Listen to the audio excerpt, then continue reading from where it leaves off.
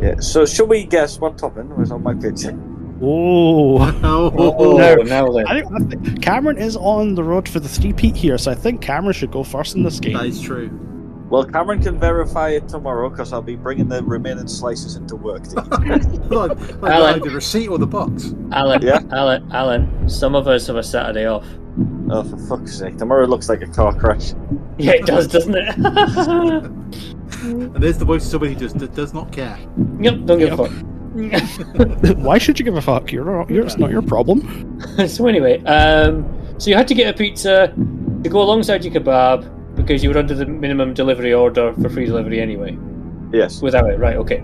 So it's not a thing you had in mind as a kind of like, oh, you had to maybe order it in a rush?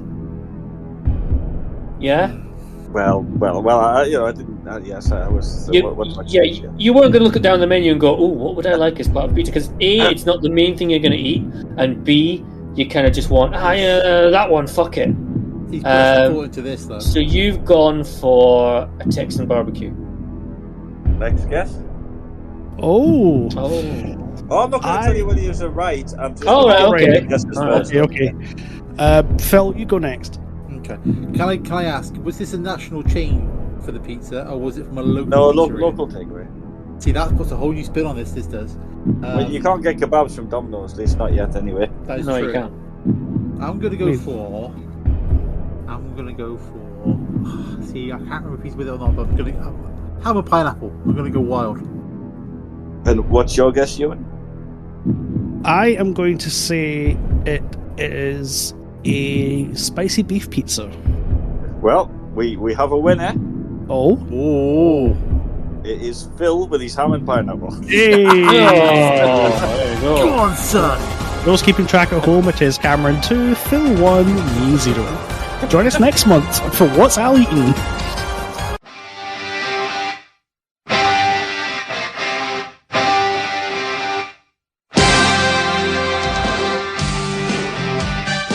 Welcome to the Conquistabores. Tonight, the Conquistabores will determine just who is the King of the Ring as they watch King of the Ring 1994. Being written up on the flip chart tonight, The Rocket, Euan Taylor, Big Daddy Cool, Cameron Phillips, The Beast of the East, Phil Doyle, and Hot Sauce, Geordie and Milburn, only tonight on The Conquistabores.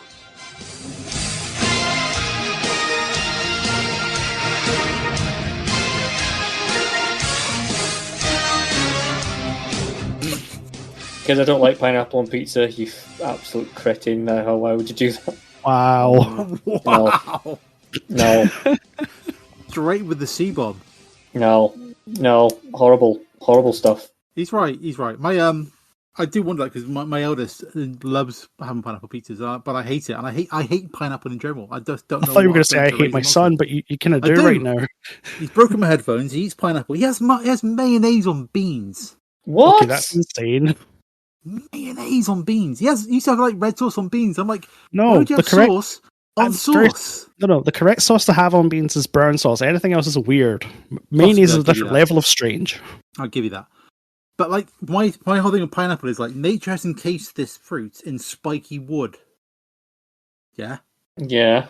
So why would you want to eat that? Nature's saying go away. Like this thing's covered in spiky wood, and yet humans are like, let's get that on a pizza. No, it's wrong. That's an interesting way of looking at it, because if you didn't eat anything that was saying "don't eat me," then surely chicken. Well, that's a whole other conversation. But like, apple, no trouble at all. Peaches, fine. Oranges, not on fucking pizza though. I know not on pizza. I'm just saying, like in general. Like that, okay. that's fine. That's welcoming fruit. But like a pineapple, spiky wood. Welcoming fruit. A welcoming fruit would be one that surely just like peels itself. Yeah, like I suppose technically an apple because you don't even need to peel it. Imagine if a banana just peeled itself when you got near it. I knew somebody was going to say banana. I knew somebody was going to say it eventually. This isn't just any old banana. This is a seductive banana. Seductive banana. Said in an M&S style voice. we did names for the podcast episodes other than the name of the show, Seductive Banana would be the name of this one. Seductive Banana would definitely be the name. Come to the ring now, Cameron Phillips, the Seductive Banana. Oh boy. Hello, yes, that was my alternative internet career. While we're talking about peeling a banana, let's talk about the perfect Father's Day card, I suppose. Yes, let's do this. Were we going to just mention very briefly some current events in the rest? I would be very interested. What would you like? Oh, I mean, Cameron discussed it before.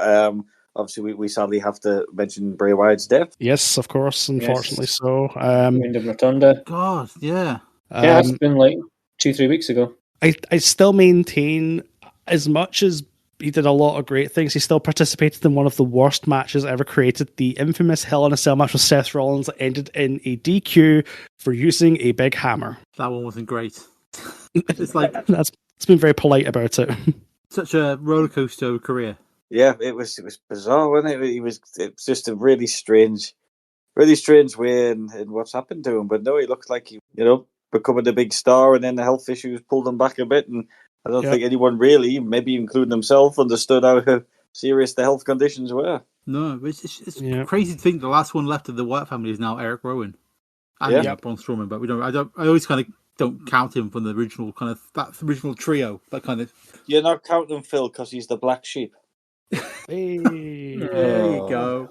Yeah, any other wrestling headlines you want to talk about, Al? Well, I thought you were going to talk about the Wembley show. Yeah, me and Euan were discussing it. I enjoyed it, mainly because, well, not mainly because I got it for free, but it helped that I got it for free, thanks to Inside the Ropes for just blasé attitude entering a competition on Twitter the night before.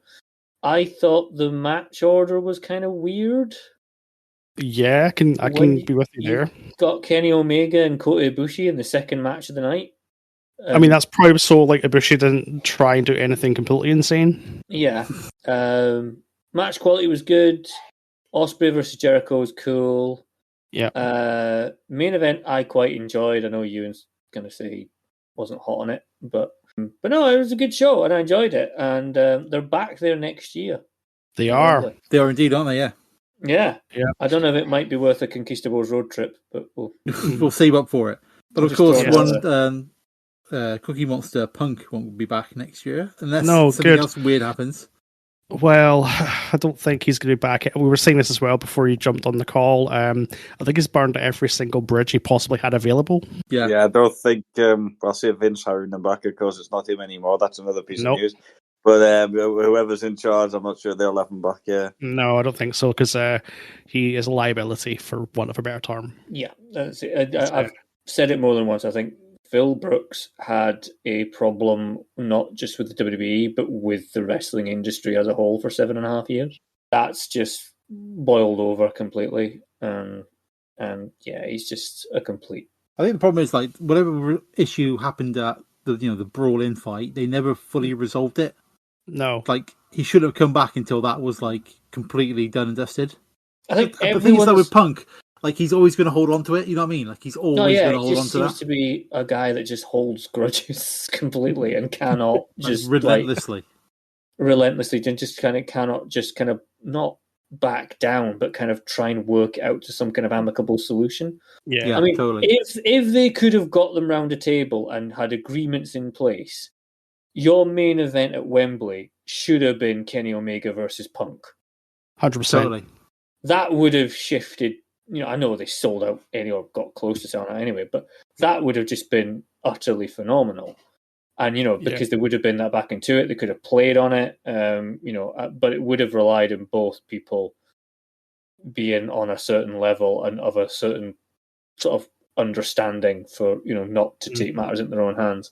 Which, Punk seems to be able to just basically call people out and when they're not even in the building and make them look stupid. But the minute someone tries to make him look stupid in a promo, it's the fucking world's ending. Because wasn't it apparently like Samoa Joe had to talk him down to get him out for the match? Basically, because because of one comment. Because the moment that Jack Perry tapped the car and went, "Look at this, it's real glass, cry me a fucking river." Yeah. And because they broadcast that, then Punk was apparently in the back raging because that's a dig at him for not wanting Jack Perry to do a real glass spot. To be honest, Punk's probably right. Kind of stupid doing a real glass spot, but hey, you live, you learn. If the kid wants to No, shred his skin, then fair enough, let him. You work in the same company as John Moxley. Yeah, but it's like I don't think anyone in AEW kind of nominated Punk as kind of everyone's health and safety rep. No, he just did that himself because he thinks he's great and he thinks he's right, and he doesn't accept criticism. I think he sees himself like, they talk about that role the Undertaker had like his last kind of few years at the company, where he was just kind of like he was like the big dog of the backstage, wasn't he? He was like, everyone kind of revered him and I think he saw himself as that figure, and he thought other people saw him like that. No, but most people thought he's a prick. Maybe. Like, I think we talked about this before. Like Punk did a lot for the industry, but for the guys at AEW, like, what did he do for them? Nothing. He wasn't about. It wasn't about. It was like, I think we said, like, Colt Cabana did way more for the guys at AEW than Punk ever did, just by helping set up one of our teams and stuff. That's kind of the foundation of all the money to pay for all this kind of stuff. Yeah. So Punk was gone by the time this kind of generation of guys were kind of coming up, and he wasn't in the locker room with them at all until they came back and decided he was the king, which, look how well that went. Also, Colt Cabana has now been put into a coaching role at AEW in the last 2 days. Funny that. There you go. Weird that, isn't it? Yeah. Good old Colt. Good old Colt. But, of course, we can't talk about the passing of Bray Wyatt without talking about the passing of everyone's favourite crazy granddad, Terry Funk. Oh, of course, that happened was that the day before? Like 2 days before, I think. Yeah, so we lost Terry Funk and Bray Wyatt in the same week. There's your health and safety rep for backstage, Terry Funk. Oh, absolutely. Get coming out with a branding iron. Funker in there, yeah. Yeah, I've been watching a lot of older Terry Funk matches, and he's been middle-aged and crazy since about, 1970 something. Yeah. It's been a wild and wacky time, hasn't it, since last podcast? And also, what made me laugh, I was thinking about this when I was doing the edit last time, it was like, a lot of our chat was like, "Oh, look at that stupid FTR guy! They're never gonna get over to the UK for that show now. What a plank!" Oh, yeah, I know. The card with no trouble at all. So I was like, yeah. I'll just snip a bit of that. I'll just take a bit of that out of the edit just to kind of cover my backs a little bit. I did notice that had gone missing. Yeah. But now we've brought it up. The cutting floor. That's fine. Delete all this. Yeah. And what about Vince selling? I mean, we're now living in a WWE world without Vince. It's I think he's still got some involvement in it. Am I right in thinking? Yeah, he's on the board. The board of the combined company, whatever it is. Yeah, I mean, the 70-odd year reign of the McMahons owning the number one source of sports entertainment is over. Weird, isn't it? I think a lot of people don't realise how much of a big deal that is, because this is the company that Vince Sr. brought up from the quote-unquote dusty, smoky bingo halls, unquote, to where it is now. And the fact that it's now got to the point where Vince has willingly sold the company, taking quite a nice bit of money as well. Let's not look past that. You have to pay for back surgery. Of course.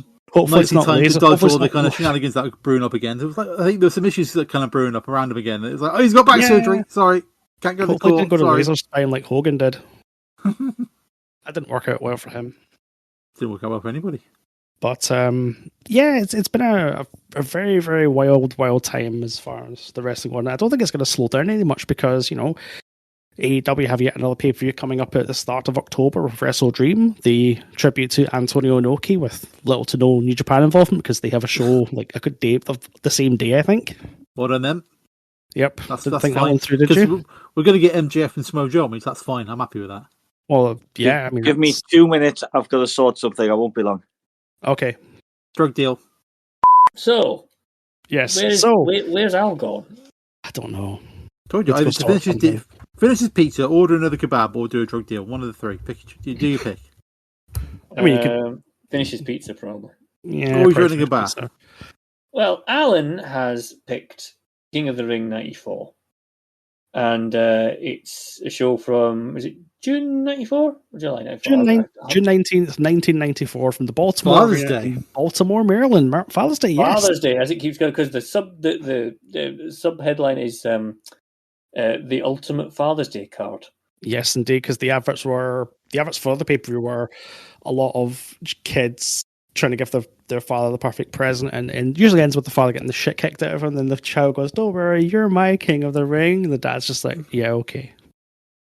I don't understand because it's like there's no father and son teams on the card, or there's no kind of father and son at ringside, and there's no kind of. I mean, we've got brothers, technically. Technically, yeah, but you thought that there's your time to wheel Stu Hart out to the side of the ring. Come on. No, he was busy cooking or something. I don't know. Apparently so. So it attends at 12,000. Buy rate apparently on pay-per-view was 185,000. Okay. So I think pretty decent for the time. Our ring announcer was Bill Dunn, who I have never seen before. Yes, I'm not familiar with. I'll tell you what I've been a minute. But I'm not familiar with Bill Dunn either. But I thought he did a pretty good job, I've got to say. He did better than some other people on this show. We'll say that. I guess we're going to ask you the question now. First of all, what happened there? And second of all, why did you pick King of the Ring 1994? Well, good. I'm glad you asked. Right, I had a parcel that. Right, I don't want to. Phil can edit most of this out. Or maybe keep the but he won't. Who knows? But basically, I got a parcel. It was delivered yesterday, but I wasn't in. So you get a little card through the door saying, message the driver. Right. So I'm like, okay, we'll do this. And they got back to me. I went, oh, this is fantastic. They're like, I'm like, do you usually, what time did you deliver? Like, oh, we've been 4:30 every day this week. I'm like, no problem. I'll get my girlfriend to come in for 4:30 to pick the parcel up. And then I get a text. It's something like 2:00 to say, oh, actually, we're not going to be 4:00. It's going to be a lot earlier. So I'm like, well, I'm knackered. So I'm like, will you just leave it with a neighbour? Pretty much any neighbour. So the usual two either side of me must have been out. So they dropped it off across the road. Now, I did take one in for her a little while ago, so it's fair. But I've been sitting poised, waiting for the car coming so I can go pick it up. So what you basically said was you've been standing at your window looking for your neighbour across the road. The second she's got home, you accosted her asking for your parcel. Not quite. The car still hasn't appeared. You did it from the hedge. But the lights were on. So I'm like, wait a minute, there must be somebody in. I better cut that out. That sounds like that could be used in the court of law. So I went across in the rain, with my wet t-shirt. I knocked on the door. Wear my hockey mask. This young guy answered with the most puzzled look on his face and no top on. So I'm not sure if he may have a female in there. Anyway, I don't know if he thought I was coming to burgle his house or something. I'm just like, he took a parcel in for me. Burglar. I've come to rob the house. He gave me the parcel. He's happy. I'm happy. We're all happy. That was a lot more entertaining than I thought it was going to be. Yeah, that's it. That's made the podcast. You disturbed this poor fella's possible nookie session just so you can get your hands on it. He definitely was like hiding behind the door with a pair of boxers on and nothing on the top. So I don't know. Oh, Alan. Oh, my God. He was enjoying some pussy. No, I mean, Was there a sock on the door before you knocked? Oh, no. No, there seems to be a real plant pot in front of the door, but maybe that's the side. I don't know. I don't know. The kids these days, you just don't know, do you? You don't. I want my Action Force tank. That's what I want. Is that what the parcel is? That's what the parcel is. I'm trying first to open it. Yeah, we're doing wrestling, aren't we? Hang on, let's. Welcome to the 1994 WWF King of the Ring Spectacular, featuring an 8-man single elimination tournament. 8 WWF superstars will be vying for the very coveted title of King of the Ring. So, Al, why King of the Ring 94? Move on quickly. Please. Right, I've got the box on. So, it was the first show I watched on, as it was happening, so to speak. Oh, okay. Now, when I say as it was happening, I'm pretty sure in them days we never got them live. I don't know if SummerSlam was live. I think Survivor Series was live this year. I think they were a show, because I remember, I would record them overnight and then watch them the next day. That was from 94, back end.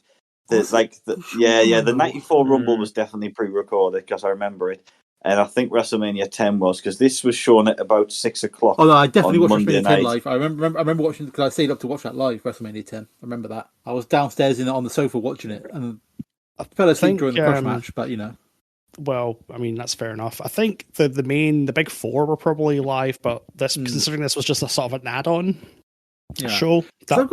I've got no recollection of this show at all when we came to it. Like I taped a lot of around this time, 93, 94 into 95.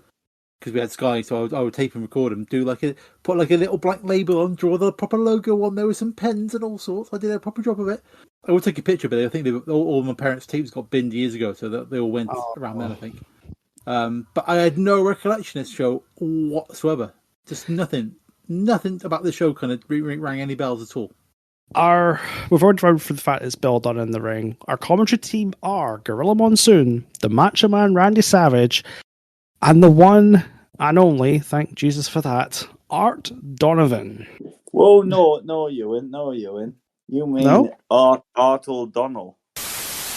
Hello, everyone, and welcome. I'm Gorilla Monsoon, along with the Macho Man Randy Savage, and Baltimore's own football legend, NFL Hall of Famer, Art O'Donnell, and Randy Macho Man Savage. Art, let me ask you, Art Donovan. Yes, Art O'Donnell, please. Oh, yeah, sorry, O'Donnell, yes. Donovan/O'Donnell. We'll get to that as we go through the show. Monsoon corrected himself quickly, and I was like, has he got an earpiece? But he didn't seem to have an earpiece. I was looking. It was so awkward. I'm actually surprised he was looking at the ring at points. Me and Cam, I think, have got different opinion on this. I think we'll wait till the end to assess Donovan's commentary. We will do that. Full 2 hours and 45 minutes of Art Donovan's contribution to this show to evaluate him in the correct and responsible manner. Now, I'm going to come out with a controversial statement to start the review. As a professional journalist, I watched all 8 qualifier matches between Raw and Superstars. You maverick. Well, that's quite good. Now, I was discussing this with Cam, and I think I remember the finishes for all 8 qualifier matches, but I've not seen them in a long time. Well, I'll run through them very quickly. So,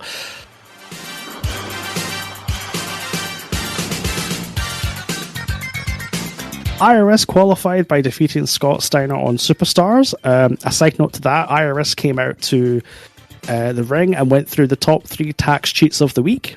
Number 1 was Vince McMahon. I laughed. Beautiful.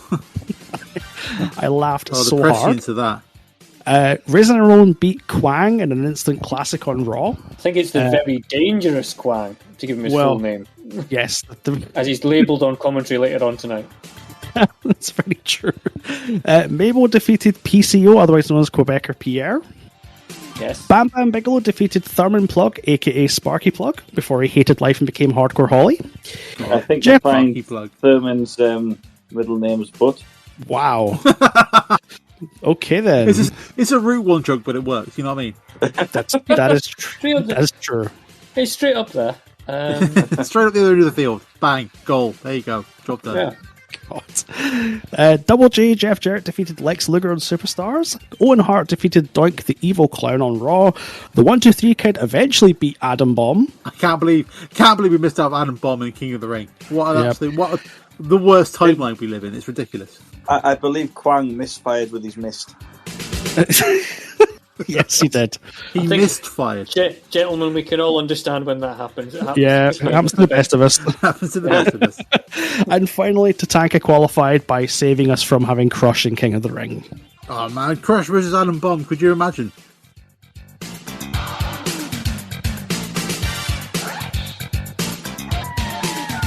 However, only at the second attempt, it was originally announced as Tatanka versus Jimmy Del Rey. Doesn't that sound good?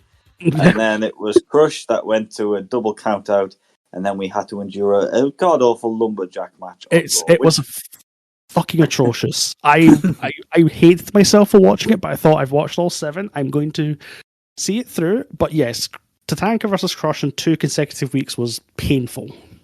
I also want to mention originally Owen Hart was going to take on Earthquake in the qualifier, but he was substituted by Donk the Clown. That's it. That's an upgrade. Can we make a note for the guy who sings the national anthem, who I've got down here is Ricky Who, lead singer of Blackfoot. Who the fuck are they? You mean Ricky Medlock? Oh, thank you. And I was like, does it actually matter during a wrestling pay-per-view or any American sport event how shit someone sings the national anthem? No. Well, because no one really fucking cares. We suffered through the Allman Brothers on that one Starcade. Yeah. And we all remember Little Richard's mimed rendition. Yeah. But it's just like, you could pretty much, I think as long as you're not entirely awful to the borderline of being offensive towards the actual anthem. You can basically give you, oh, say, can you see? Man? You can just like really fuck it up and then just like, no one cares because they're all busy putting their hand on their heart and then standing to attention. You know what I mean? It's like, it's weird. What a perfectly normal country America is. Just to interrupt 1 second. Phil, when you're editing, cut in the clip from the Naked Gun of Frank Drebin singing the national anthem. Okay, carry on.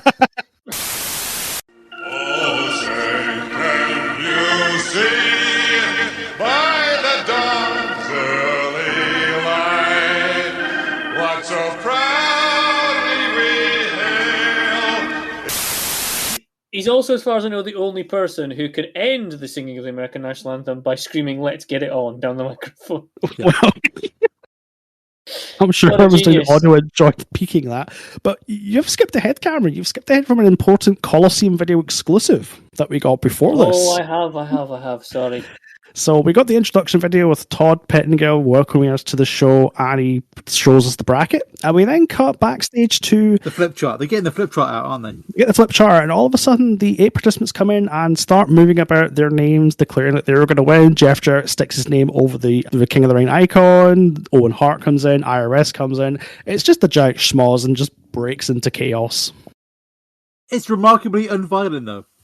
I'll say that to it. They're remarkably polite when they're kind of moving their cards around. There's no kind of elbows or kind of punching starts. Which I was Well, IRS declares he wants to take on Razor Ramon in the final, but I mean, look at the brackets that's fucking in front of him. It's impossible. I mean, yeah, and of course that's the reason for that is because IRS had the gall to steal Razor Ramon's gold chains.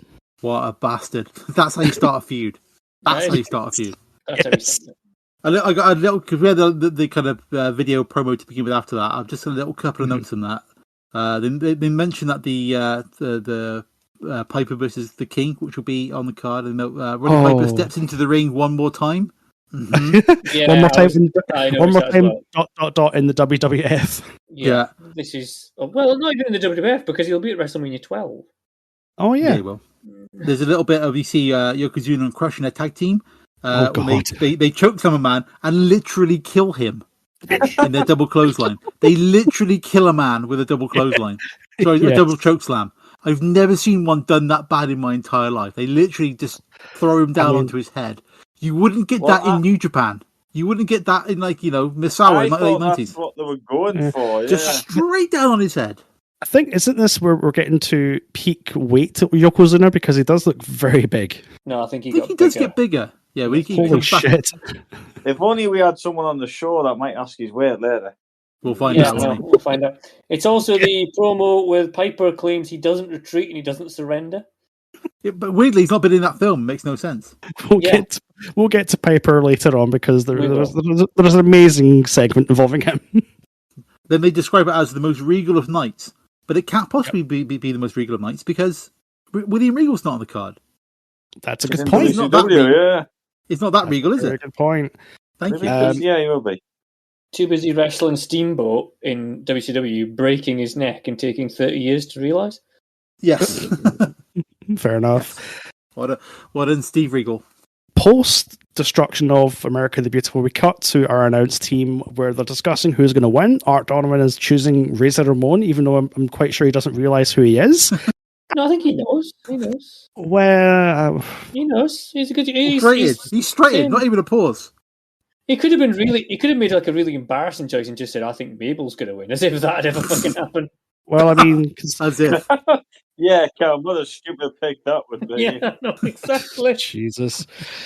I know Savage is choosing Diesel to beat Hart in the main event, avoiding the question. Well done, yes. Savage. We're then told that the King of the Ring tournament works as follows. The first round matches are 50 minutes, the semi-finals are 30 minutes, and the final is going to be a grueling 1 hour time limit. Spoiler, we don't even get past 15 minutes. we don't get past 10. No. Can you imagine, though? Can you imagine if during a King of the Ring tournament, the final went the full 60 minutes and then just declared it a draw? Can you imagine? Come back tomorrow night. Come back tomorrow night on Raw. Oh, God. It's a Nitro move if I ever saw one. Yeah. That'd be amazing. We've got past all that. We go to our opening first round match in the King of the Ring tournament. It is Bam Bam Bigelow with Luna Vachon versus Razor Ramon. And the first thing I want to say is I loved the video board they have, where it's the sort of the Saturday Night's Main Event graphics that they would have. It kind of goes off to one side, you see their faces on like the side of the screen. Yeah, that was cool. Although like that production was good, but then when they opened like when Bam Bam came, they only opened one of the doors because it's like a weird kind of like there's two guys opening the doors for them to come out through the rampway, but they only opened one door, and it just completely reminded me, you know, in Botchamania when they do the It's Taz bit, and the door opens and the Oompa Loompa comes out. It just reminded me of that straight away. that's I just had like It's Taz in my head. So Razor Ramon comes down to the ring, and as an absolute bastard, he throws a toothpick at Luna. What did she do to deserve that? That's just like she's had a spoon in his face, is she not? There's no reason to throw a toothpick at her. Toothpicks, it's quite unhygienic, to be fair. It is, to be fair, yeah, sorry. But like 94, I know like, you know, WWF gets like a, you know, the early 90s gets like a lot of kicking for like a lot of the crap that they did, but Bam Bam and Razor in a match, that's quite a tasty proposition laid out in front of us here.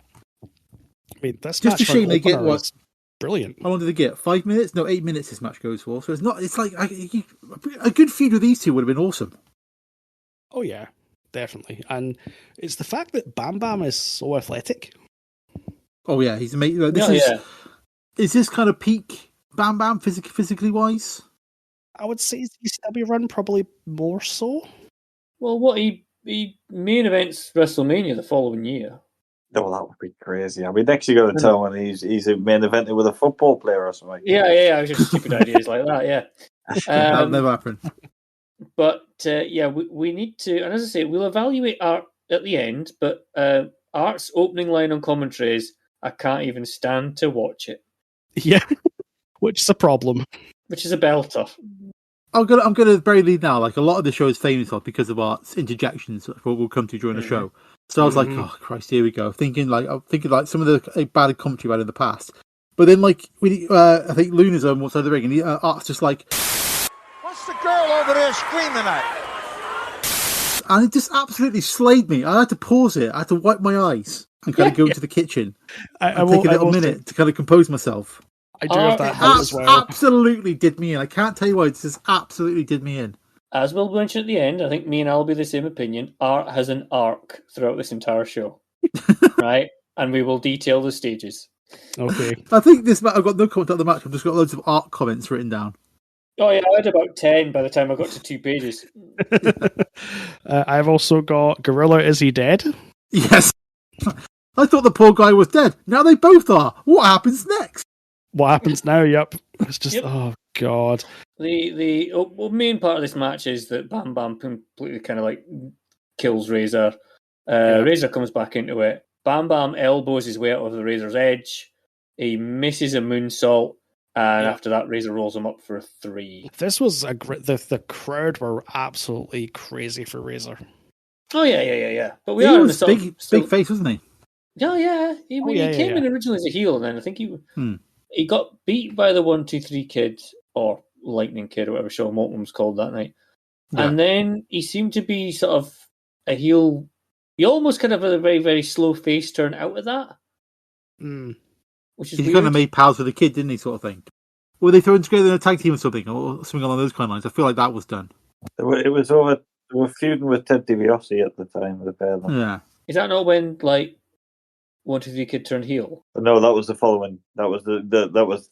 This is when DiBiase was still a wrestler. Oh right. Oh yeah. I couldn't remember. It was like $1 million corporation thing or something. With the finish, the way because Bam Bam's going up for the moonsault and Razor gets him in a roll up from the top rope. So it's kind of like a powerbomb / pin thing. It was quite cool.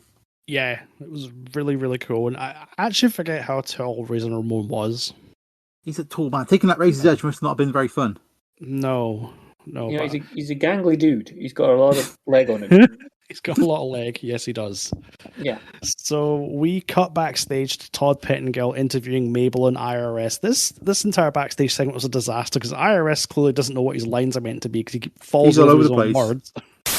Then I'm going to get Razor Ramon, and I hope Tatanka makes it to the finals because this is the last time he'll have to face IRS. I'm taking him out too. I'll see you in the ring. I just want to do some things here. So Mabel's promo was, You're never ever gonna pin me. 5 minutes later, IRS wins by pinfall. Yeah. Yeah. Good foreshadowing there. There's that, yes. It is, I'll point out later when we get to the end of this match, by the way, Mabel was robbed. Oh, yeah. I'm with you. Well, it's all right. They make it up from next year. Don't worry. Yeah. I get like they want to kind of like maybe it's too soon for Mabel, but the way they kind of get to getting him out of the competition is like, come on, can we not? Yeah, it's very shitty. It's very shitty because IRS is like you think, he's a solid wrestler, he's really good, but he seems to be just completely off all night. It was really weird. Yeah, I think it was just an off night. The only promos that IRS has is that he walks the ring and just ends every sentence with the words tax cheat. That's what I mean. Yeah, you could do that over there. The people in the building over here, you tax cheats. You over there up on the balcony, tax cheats. I'm sorry, Cameron. IRS is not the next incarnation of Arlene Ladd, because that's exactly what you just did there.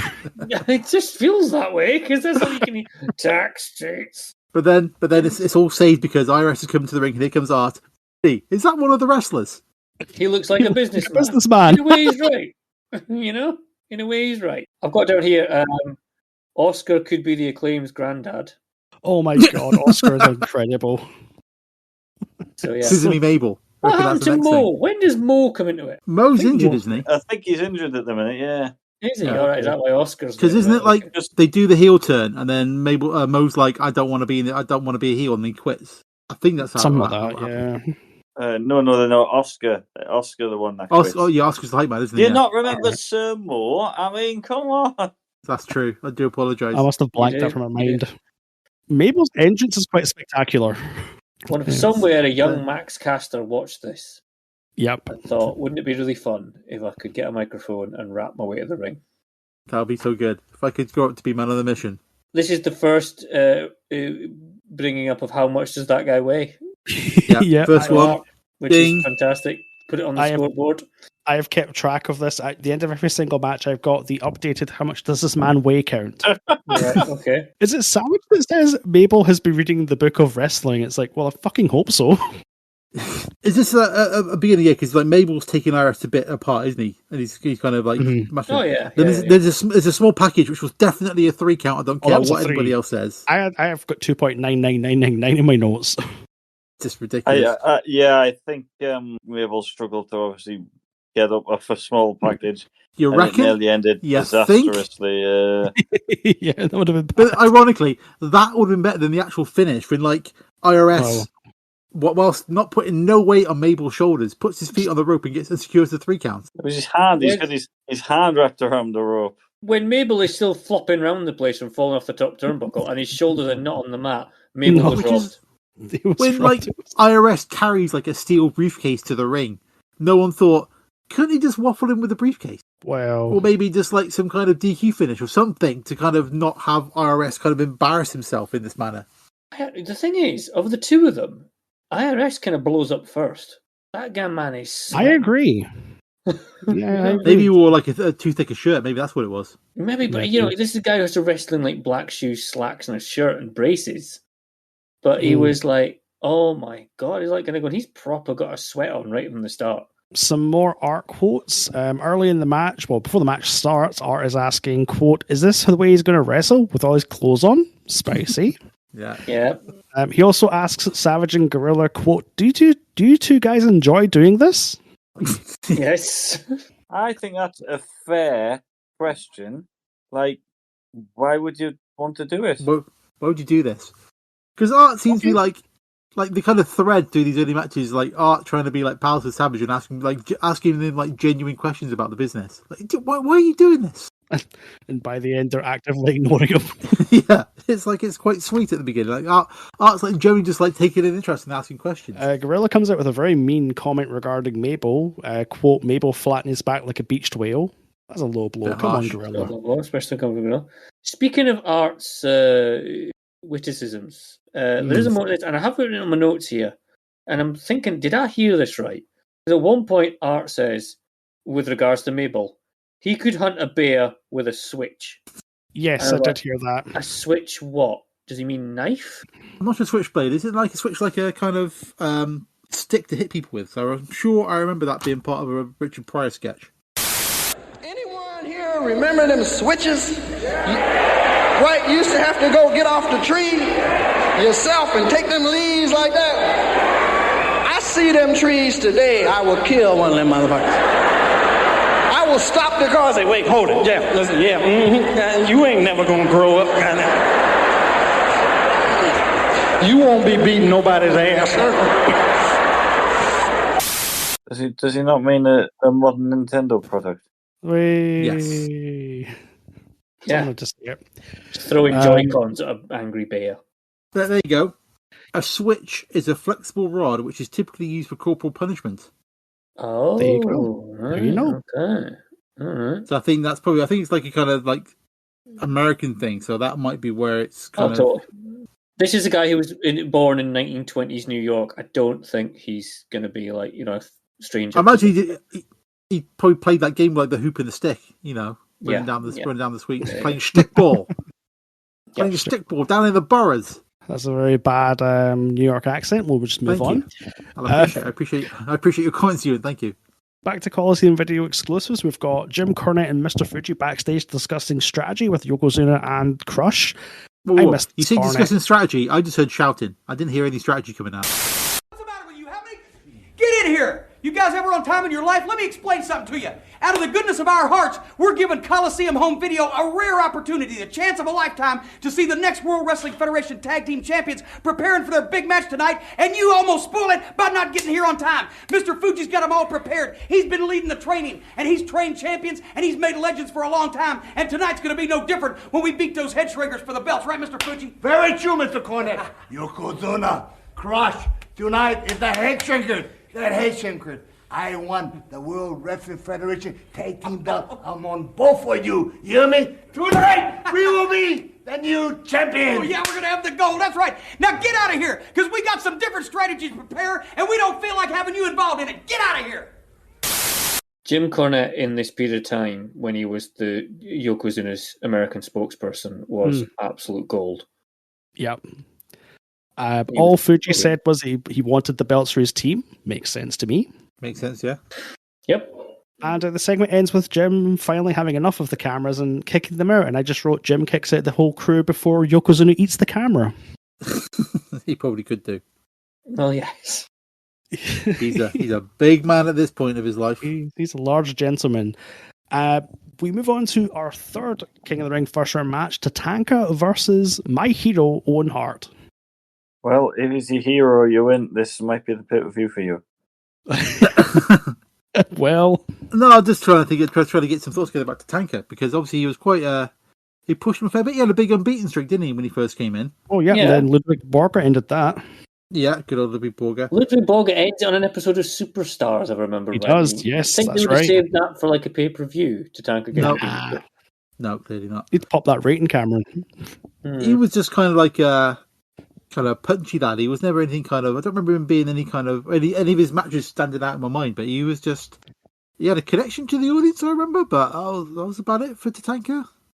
I mean, yeah, pretty much. He was a Native American stereotype, like most WWF characters at this point. Yeah.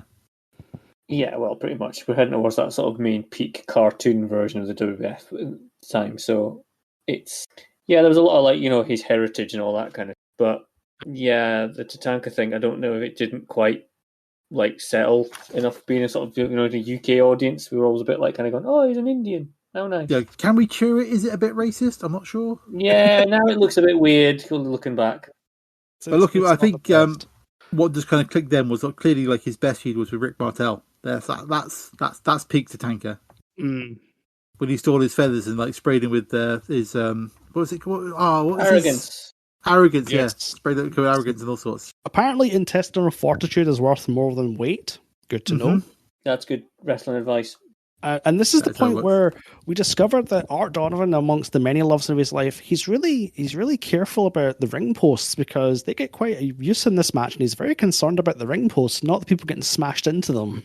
No, because that steel's expensive. You know what I mean? You can replace a wrestler, but replacing a ring post is going to cost way more money. Yeah. Oh, of course. We have these two guys who make great linebackers. Again, we go back to last month and me saying I have no idea what any position is in American football. So I don't know what a linebacker even does. They're on the back of the line. Are they? The line of players there at the back. They line the back. They line the backs. Have they got lines down their backs? Depends on the kit. Okay, fair enough. There's you cut away during this match to IRS and Razor Ramon having an argument in the back. Yeah, we get a Which was neat, I thought.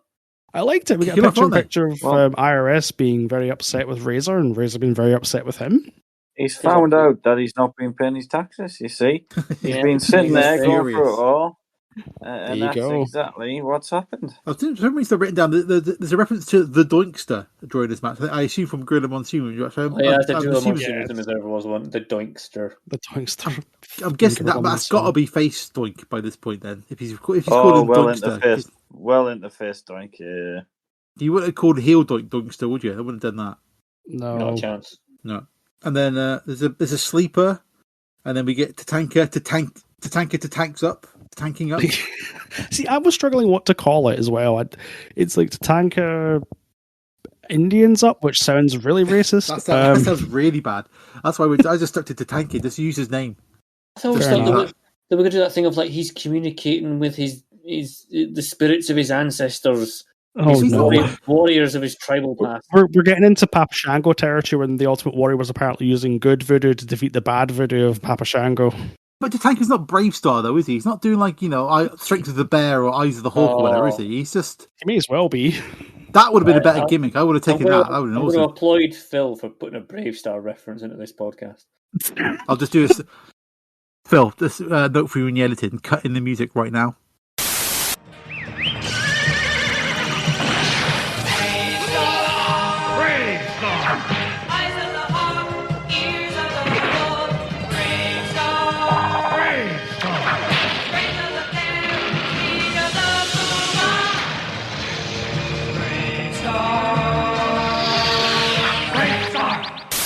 Brave Star. Eyes of the Hawk. Strength of the Bear. Brave Star. Speed of the Puma. Strength of the Bear. Speed of the Puma. I remember renting it out from the video shop. But like the rental video was like a special puffy case, and you push a button and it all lit up on the front of the box. It was amazing. That's a fancy. I don't remember. But when you took it to the counter and you rented it, they took that away and gave you like the crappy store case. No. I want that one, the good one. Give me that one though. The crappy one. That was just to tease you. Yes. Jesus. Oh well. God. I remember renting the Ewoks from my local Blockbuster. Oh bless. I remember returning it back very quickly through the window. just throwing it through the window. I hate this film. So this match ends with Tatanka trying to do a sunset flip, kind of failing, and Hart just sits down to get the 3. Yeah. Top rope tomahawk for 2 count. Tatanka gets a power slam for a 2 count. Owen reverses a sunset flip by just basically putting his weight down on Tatanka's legs, and he ends up pinning him for 3. More people should do that. Yeah, did nobody realise the cleverness of that finish now? I liked it. I liked it. Yeah. No. Where might you have seen that finish before? Oh, I don't know. Maybe WrestleMania. It's 10? not the Bret Hart Bulldog finish at SummerSlam, is it? It's the Bret Hart Bulldog finish from SummerSlam. There you go. Hey. There you go. He's always stealing from his brother, isn't he, Owen Hart? But doing it better. I just love the fact that Owen is playing the petulant brother who feels he's always in the shadow of his big brother Bret, but he knows the fact he's wearing like the proper Heart Foundation gear, like the proper pink Heart Foundation gear, and he's still coming out to his face music as well, like the proper high energy music. It's like, yes, come on.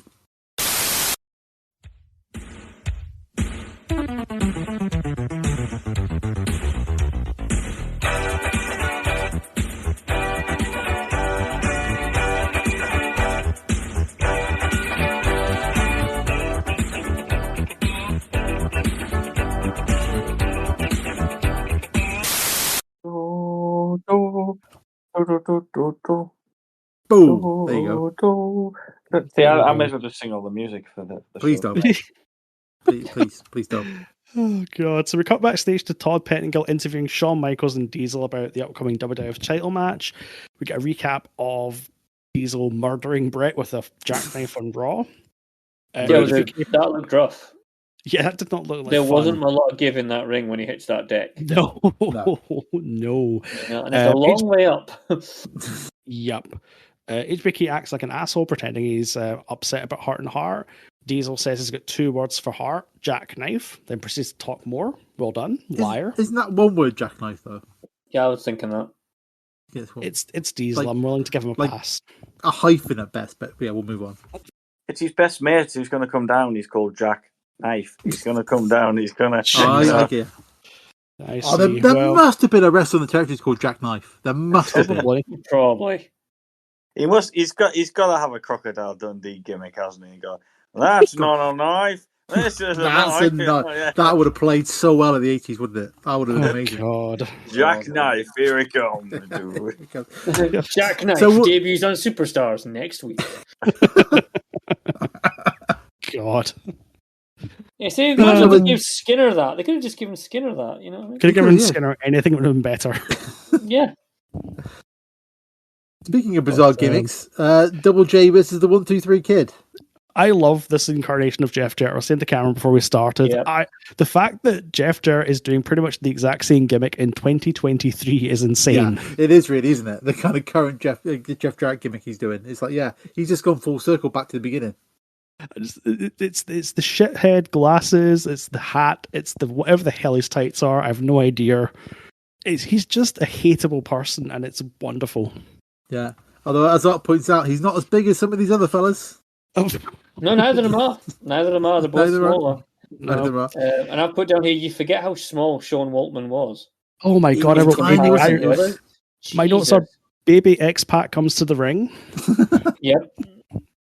It is like when you kind of go back, like you kind of realize, like I know they talk about, Brett and Sean did a lot of the kind of the quote small guy in the wrestling business, but like putting 1-2-3 Kid out there, him getting like an actual push, him getting like involved in feuds and matches, like that is like it was insane, but especially at the time, like because like he did. I remember, I'm sure I watched the match when he beat Razor. And it's like he looked no different from the kind of usual jobber guy at all. Yeah. But why it was such a surprise. He looked like exactly, scrawny. Razor would in any setting absolutely kill him. Mm-hmm. Exactly. But seeing like kind of start of that, basically like the whole thing starts with him, doesn't it? Like him and like, the impact he had as like that different kind of style of wrestler was insane, really. Kind of go back and see him literally surrounded by giants, and like to realize the impact he made. It was insane. There. At one point, Gorilla Monsoon calls it the fact that the previous evening there was the WWF Hall of Fame dinner. My next note is, I wonder if Yoko was there. Just eating the whole buffet. He's probably still there. Yeah. I also wrote down as well. I'm pretty sure then that it was 1-2-3 Kid started the whole kick pad trend. Yes. I'm glad you wrote that down because he starts off with some really brutal kicks, and eventually Jeff goes, "Okay, I've had quite enough of this," and it whips him so hard into the buckle. It's scary. It's a horrible noise, isn't it? Yeah. Fast-paced match right here. Irish whip, hard into that turnbuckle. Holy mackerel! Did he go flying in there? But yeah, wearing the kick pads as like his in his ring outfit, I'm guessing some guys did it beforehand, but it really seemed like that's like year zero for kick pads. Then everybody had kick pads by like the early mid 2000s. Although, like, I was googling around, like, I was like wondering, like, was he the first? And it is pretty much him the first. But then someone else pointed out that, like, Randy Orton is one of the only wrestlers to have gone through his career only wearing trunks. Well, I mean, the man barely does anything in his matches, so I don't blame him. He's never worn trousers. Like everyone at some point has switched to wearing trousers. Hogan did. CM Punk wore trousers. I mean, that would Macho Man did. Phil, so why would Warrior Randy Orton did. do that? But Randy Orton's always been in trunks. Always been in trunks. Oh, okay. Yeah. They'll put in there. Okay, I will move on. Wicked. So basically, 1-2-3 gets the upset win, and then Jeff Jarrett just goes thermonuclear on this small boy. He absolutely annihilates him. Did 3 pile drivers? 3 pile drivers, 3 top rope, 3 second rope fist drops, I think. I couldn't tell fist drops or elbow drops. I think you would start with the fist drops and then with the pile drivers. That's why I kind of read it, because they look way less worse than the pile drivers. At this point, Art says they're going to call out the Marines because the refs are absolutely useless. Oh, bless though. Art did. He seemed genuinely concerned about them during this match. Like he seemed really worried about them getting through it. Driven on his head 3 times.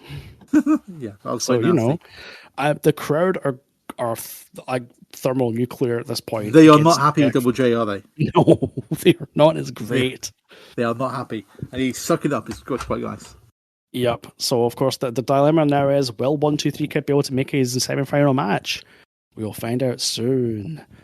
First of all, we've got to have an advert for the New Generation. Yes, who we're watching. Thanks. I did. I discussed with you before we started recording with this.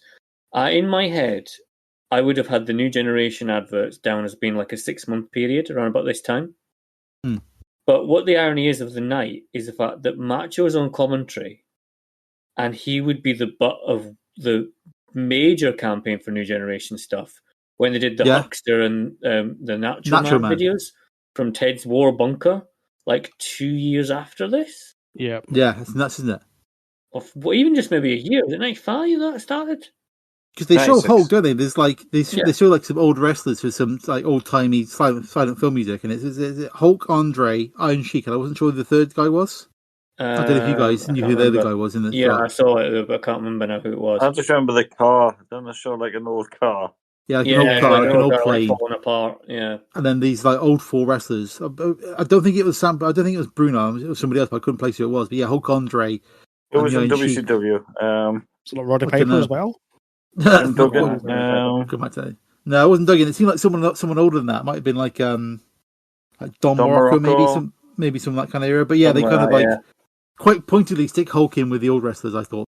Oh yeah. It was totally. I mean, this was the very month he'd signed for WCW. Oh yeah, there you go. This is like quite fresh. The pain is still. As I'm gonna discuss now, he didn't sign for WCW. The Samovar Trophy signed for WCW. There you go. And Hulk Hogan just went along with it. Yeah. Yep. He's brilliant. And then I put down. Speaking of the New Generation, here's Bret Hart from the 80s. Well, yeah. I still maintain the WWF Winged Eagle belt is the best championship belt they've ever had. Mm-hmm. Oh, yeah. That's the best version. Not even debate at this point. No, it's just perfect. So they replay the jackknife from Raw. Hart claims that's the most painful thing he's ever experienced. I would agree. He gets a bit confused between overestimating and underestimating. Yes, first mistake is overestimating me. Wait, hang on. It's almost is that how words work? I'm not sure. If you had half the brain I did, we'd be fine. Yeah, right. I have half the brain that you have. Such a great promo. God bless Sid Vicious. God bless. And Todd tries to get who the family member that will be accompanying Hart to the ring, and Hart continues to be a big cock tease. So it is now time. He was known for that during his career, wasn't he? He was. Now me and Cal have discussed this alternate timeline. Now, actually, we might save it for later on, but remember, on commentary, Monsoon discusses it could be Bruce, it could be Keith, it could be even Stu Hart, who's the person coming down. And it is Father's Day, so it made all the sense in the world. You got it in perfect sense, Now, as a kid, I was 13 when I watched this. I was convinced it was Bulldog. Convinced this was the return of the Bulldog. That would make sense. Yeah, that's what I thought it was. It's got to be. Okay. Who else could it be? Got to be the Bulldog, yep. But before we get to whoever Hart's mystery partner is, we get the point where Art does not realize that HBK is a wrestler. He asks, I think he asks Savage, going, "Who's that guy with Diesel?" He's like, "That's Shawn Michaels." It's like, "Oh, is he a wrestler?" I just wrote "fucking hell" as my next note. God bless him. But it's now time. The mystery opponent. The mystery partner of Bret Hart is the one and only Jim the Anvil Neidhart, who looks absolutely enormous. He does look quite big. He's a beefy lad, isn't he? Going back to me watching this at the time, I was upset it wasn't Bulldog, but I'm like, this guy will do fine. This guy will do fine. He's the Anvil. He's Bret's old tag team partner.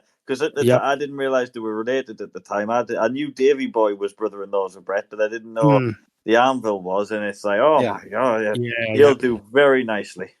Well, we'll find out how that goes. I think Gorilla comes out this line. Sit back, relax, and enjoy this one. This is going to be a classic.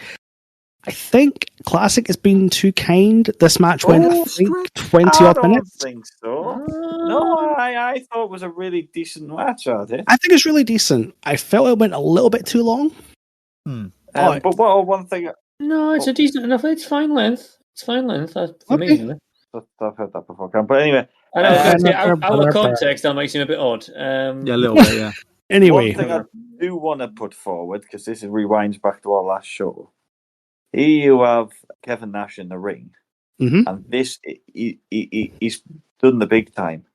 I mean, a few years prior, he was wrestling as fucking Oz, Master Blaster, whatever it was, Vinny Vegas, Jobbers R Us. His career's going nowhere, and here he is. He's reached it. He's essentially in a big title match against Bret Hart at a WWF pay-per-view. He's made it. He obviously would stay at the top for quite a long time, but he's finally got to the top of all that bollocks of dancing with fucking lions and scarecrows and whatever other bollocks and stupid joke shop masks and that. Here he is. He's done it. So he's made it, and now he's cosplaying a truck. Well, he may be cosplaying Optimus a truck, Prime. but it's better than nothing. He is also the Intercontinental Champion. He is indeed. He did beat Razor Ramon for it. And I'm going to say there's something very controversial here. Oh. I really like his horn music. I know it's just a horn going. That's not controversial. But for a heel, though, it's great. It's just that kind of drone noise coming out of the ring. Case in point, Tugboat. His music was just a horn.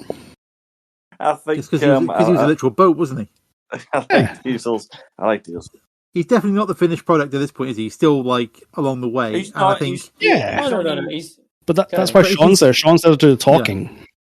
But he does hold his own on the other side of Bret. I know Bret's Bret makes carries every single match he's into greatness because he's Bret Hart. But as we know, you still got to carry it his side. He does that quite a lot. One of my favorite bits was there's a bit where I think he goes to catch Bret Hart in midair, but kind of misses it a little bit, stumbles and goes to the floor. And he sort of falls over. Deadlifts him up from the ground straight up back up into the end, kind of carries on. I think it's you can kind of tell his instincts are all in the right place to kind of where to go and what to do in the ring. I think he just didn't plant himself right, and then Bret came off, and he just sort of, rather than rolling his ankle, he just sort of fell down. But then he just saw on the fly, right, I'm going to save this, and like you say, just deadlifts him up and completes the spot. It's really impressive. Floor, yeah. Can I point out the best Monsoon and Art Donovan exchange of the night is right in this match? Go for it.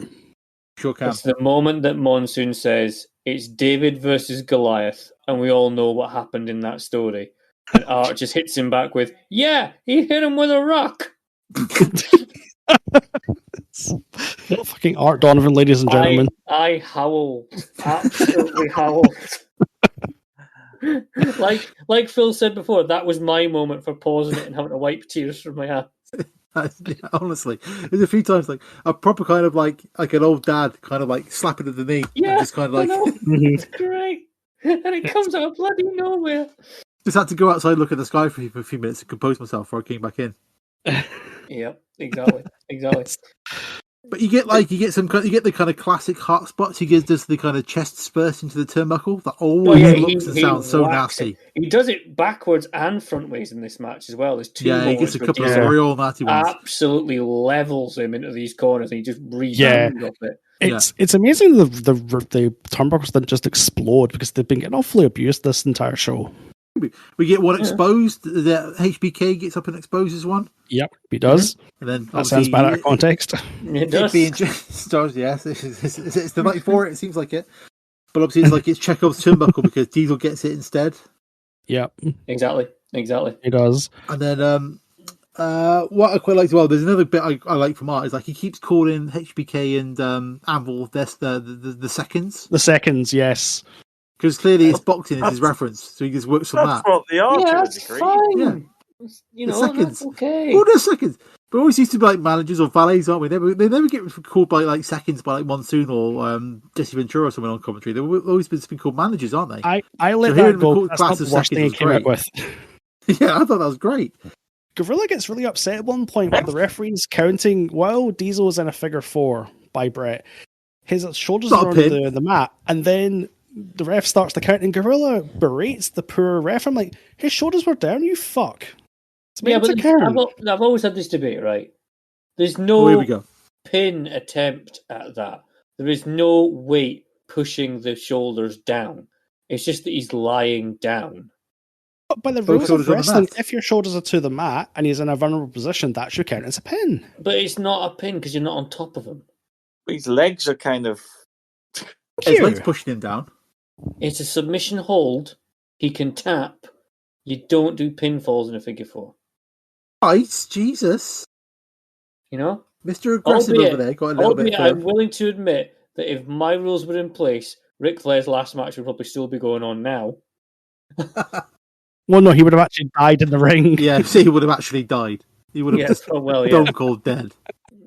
Either he would have died or someone would have taken him out with a gun. One of the two. But either way, he would not have got out of that ring. Jesus. Well, on the subject of people that want to be taken out with a gun, the finish to this match is Brett's pal, the Anvil, gets him DQ'd. This makes no sense. It's so weird. No. They don't even hint at it. But I just want to mention that one of my favourite bits earlier is when Shawn Michaels tries to interfere, and he's like up on the second rope, and he gets punched by Hart, and he just kind of flies up into the roof of the arena. I have got this. Like, that is the loudest pop of this entire show. Yeah, it's like wow, he goes so high, walleyed off the apron. It's like I may not be in this match, but I'm still in this. Yeah, show. Exactly. I'm going to get the best bump of the match. This is very much pre Brett and Shawn properly hating each other, isn't it? Yes, they were still willing to work together at this point. Yeah, because is it Brett refuses to drop to Shawn? Yes, got that right. Yeah. So I guess it's before that point where that kind of properly messes up the relationship even more than it already has been. Yeah, it's the moment how apparently it is mainly because Shawn said he wouldn't. If it was the other way around, he wouldn't have dropped the belt to Brett in like his hometown and things like that. Whereas Brett was like willing to sort of like drop it somewhere, but then Shawn went, "I wouldn't do the same thing to you." And then, of course, Shawn was supposed to drop it at WrestleMania 13, and then had a magic knee injury. Yeah, yes. Exactly. He's good at that. Yeah. Also, I did check Bret Hart's book, by the way, for any comment on this match, and there's not really a lot. He doesn't say a lot about this match at all. Must have stuck out to him. Is it the next one they have? Is it Survivor Series or Survivor Series one? Yeah, he has a lot more to say about that one. Is that the one that's got the table bump in it? That's one with the table bump and Mad Dog for Shawn's leg.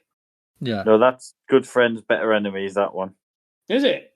Shawn Michaels with the leg. Yeah, Shawn Michaels with the leg. Yeah. Oh, so it is. Yeah. There you go. But yeah, this is daft because Anvil comes in. He kind of he messes up. I think he hits Diesel, and then the referee chucks Anvil out after pretty much after the DQ points. Yeah. So Anvil then, accepting being thrown out by the referee, walks to the back whilst his best friend and family member is just getting absolutely waffled in the ring. But one thing is, like obviously Diesel hit the jackknife. Now I think Bret Hart was done. I think Bret Hart was beat. I think we had a new champion, and Anvil comes in and saves the title for him. Well, but then gets chucked out. Well, it's the way that he does that, and then he just sort of walks away without actually reconciling with Bret, and Bret just sort of comes to, and Bret is not happy. Can we point out where obviously there's like a load of officials and stuff come to the ring, and then there's the one guy with long hair. I always like just call him Red Hole in my head. Rennie Goulet. Yeah. Oh, there's Rod Hole. It's that era. I'm pretty sure I did. Art Donovan. Rod Hole era. Where's Emu? Exactly. How amazing would that have been if Emu came and separated? It's like Kevin Eldon's presentation of Rod Hull on Fist of Fun that you're talking about, isn't it? You want the guy kind of going, "I'm going to break up this fight for my clean jelly." Yeah. And then obviously Art accuses the referees of stealing the belt. Oh fucking hell! Oh, I know that was the He's the belt, Gorilla. He's stealing the belt. Now I want to have a bit of. We're making pop of Art Donovan all night, but I want to have a pop of Gorilla Monsoon. Go for it. Oh, right, here he is. There he is. Right. Oh, there's Bret Hart. Yeah, the most fightingest champion we ever had. What a great competitor. He lost, Gorilla. He lost. He got his arse handed to him, and he nearly lost the title. Why are you putting him over? He's just been pretty much beat clean in the ring, and his brother-in-law saved him. He's a loser. Gorilla's drunk. Let's probably be fair. Probably, yeah. It's Speaking of drunks, Todd Lordy. Backstage with Jerry Lawler. Yep. This is part one of the two-parter of the greatest and most unusual promos ever cut on pay-per-view. Yeah. Lawler basically just acts like a massive cock the entire Isn't that his thing. gimmick? Well, more so than usual, because he's saying that all these Baltimoreans will be cheating for Piper because Piper's going to donate his winnings to a local sick kids hospital in Canada. But I've got to say, Baltimoreans is an absolute belter of a line. Oh, it's great. That's a crack. Doesn't he bring up, and Piper says he brought up his worst film as well. Yep, he did bring that up as well. And basically, the point of this promo saying is, if I win the match, I'm not giving a single penny to anyone. Mwahaha. Yeah, go home and take more topless pictures of yourself in bed, you fucking weirdo. Although I will say as well, he stole the whole fish joke from Rodney Dangerfield in Caddyshack. So just to kind of put that in. Phil, when you're editing, cut in the line from Caddyshack. Speaking of mouths, Rowdy Roddy Piper, the last time I saw a mouth like his, it had a fish hook in it, if you know what I mean. Well, the last time I saw a mouth like that, it had a hook in it. And he's not wrong. He says Art's mumbling as well, which is a bit harsh, but it's probably accurate. No, it's accurate. Yes, he does. He does lay the art of it, doesn't he? Yeah, a little bit. It's funny. He deserves it. So, we're now into the semifinals of King of the Ring. IRS versus Razor Ramon. The first line of this entire match is, "This is my man, Razor, right? Fucking hell, Art. How about you pay attention?" He's new to this wrestling malarkey. Even though he picked this guy. No. Give the man a chance. He's had an hour at this point. He should know what's going on at this point. He should at least know who the person is he picked. Right. Here's the thing. This match, if we're going to talk about Art, right? This match contains the line where it confirms to me that Art is getting into this show. And it's a line in which he contributes to the story at large. They're talking about the 1-2-3 Kid, right? Right. And who because obviously the winner of the 1-2-3 Kid versus Owen Hart is going to be whoever the winner of this match is in the final. And that's what they're talking about. And they're wondering, is Owen Hart just going to get a bye in the final? In which case we put him at a massive advantage against one of these two guys. Yep. And then Art is with confidence saying the 1-2-3 Kid is never going to show up. And he's adding to the story. You know? It's not as if he's isn't he? It's not as if he's a complete bystander. He's getting into it, and he's adding to the story. He's casting doubt, going, "Oh, is he going to show up?" So for the fans at home, he's kind of adding to that storyline of whether will the 1-2-3 could be fit enough to do anything with Owen Hart, even if he does show up. Now, I would say that is the moment in this show that Art actually starts earning the crust. Right, starts doing his job. He starts, I'm not saying, before it was just a curio, and he was a bit perplexed by the whole thing. He's watched this main event. 3, 4, 5, 6 matches in. Yeah, wait. He's watched the main event. He's obviously a guy that's getting into it. This is maybe the first wrestling show he's watched, but he's probably got. Why is he in commentary then? I don't know. But I'm just saying, we'll get to the ending of Art's arc. At the end of the podcast, we'll do this guy. But I'd like to point Art Donovan. I'll put the pin in this one in the fact that this is the one where he actually has a contribution to the storyline going forward. Mm-hmm. Okay. Thank you. The defense rests for now. All right. It's very quick, though, isn't it? One bright spot does not excuse the rest of the show. But we'll get to this discussion. He brought comedy and joy to the rest of the show. Well, if you want to call it that, but sure. This one, how quick is this one? This match is done real quick, isn't it? It's like a bit back and forth. 4 minutes. Yeah, this is IRS clearly had like an appointment to get to, or like a dinner reservation. 5 minutes 13 here. Shafted. How long? 5 minutes 13 seconds. It's nearly as long as the first IRS match against Mabel. I thought you said 9 minutes. I was no. I just realised there's an absolute crime on this card, and we'll come to it in a minute. An absolute disgusting crime. All right, okay, no problem. But yeah, they get done quick. Razor's Edge, Razor wins, three. and then Yeah, it's backstage. It's IRS. Thanks for coming. You're done. yeah. And then We got to get some plot backstage. There's plot going on because Brett's looking for Ambrose and he can't find him. He is looking for Ambrose for an explanation about what happened. I love the fact that Brett is struggling with a door that's clearly open. God love it. I love that. It's not a smooth like. It's not everybody's best like this, is it? To be honest, it's doing good work, but like it's not. Yeah. They trying. Stumbles here and there. And then Todd's there as well. He can't hear. He's apologising. I'm sorry. The kid's not here. I don't know where he is. It's not your fault, Todd. You didn't. I know. I feel kind of bad for Todd at this point. Is this the reason why I've got a note saying Todd with nobody? Yes, that'll be it. Because he was meant to be interviewing the 1, 2, 3 kid, but he's not shown up. Which again, more doubt. And will 1, 2, 3 make it to the ring? Will he make it out? Can he do it? We'll find out right now. So Owen Hart makes his way to the ring, and then after a few moments, the corpse of the 1, 2, 3 kid, as I wrote it, marches down to the ring, and Owen Hart murders him with the hardest drop kick I have ever seen. I've written that down. Yeah, Hart destroys the kid with a drop kick through the ropes. It's so good. Absolutely, just murders him. Yep. And then this match, right? You got these two guys are. I think we'll agree. These guys are both like 10, 15 years ahead of their time, style-wise. Oh, God, yeah, 1,000%. The combination of Japanese strikes and the kind of lucha libre stuff and European stuff all kind of mixed together. This is the kind of modern style here. Like this here is like we talk about New Generation. Like this is like what wrestling's going to be in about 15 years time, and it goes 3 minutes. This match lasts 3 minutes. And in those 3 minutes, I think Owen Hart hits about 7 flying maneuvers to Owen Hart. Sorry, to the 1, 2, 3 kid. This all they do, all their kind of flip reverses from arm bars and stuff. Both of them do kind of the flippity flop stuff. There's suplexes going all over the place. I will say, I think I watched that drop kick at least 3 times. I think when I was watching the show for the podcast, because I couldn't believe how hard he hit the 1, 2, 3 kid, and the kid got up. It is one of the most brutal drop kicks I've ever seen. Was it the bit he catches the kid mid-injiguri and just Germans him off the floor? This match is amazing. I think it goes 3 minutes. It's damn fast as well. Oh yeah, it's at pace. Speed on it. But it's the fact this goes 3 minutes is absolutely shocking. This should have been I don't know if they had a feud after this. I don't know if they had any more matches. We spoke about the power bomb that sets up the sharpshooter at the end. Oh no, the powerbomb is like death. That is rough. It's not a fun powerbomb. I mean, but by this point, though, I think the corpse of the 1, 2, 3 kid's now into the withered remains of the 1, 2, 3 kid.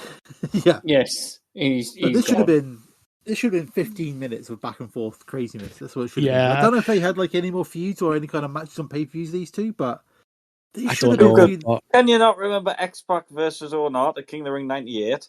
I try not to think about that. 4 years' time, yeah. It's a long 4 years. We'll say that.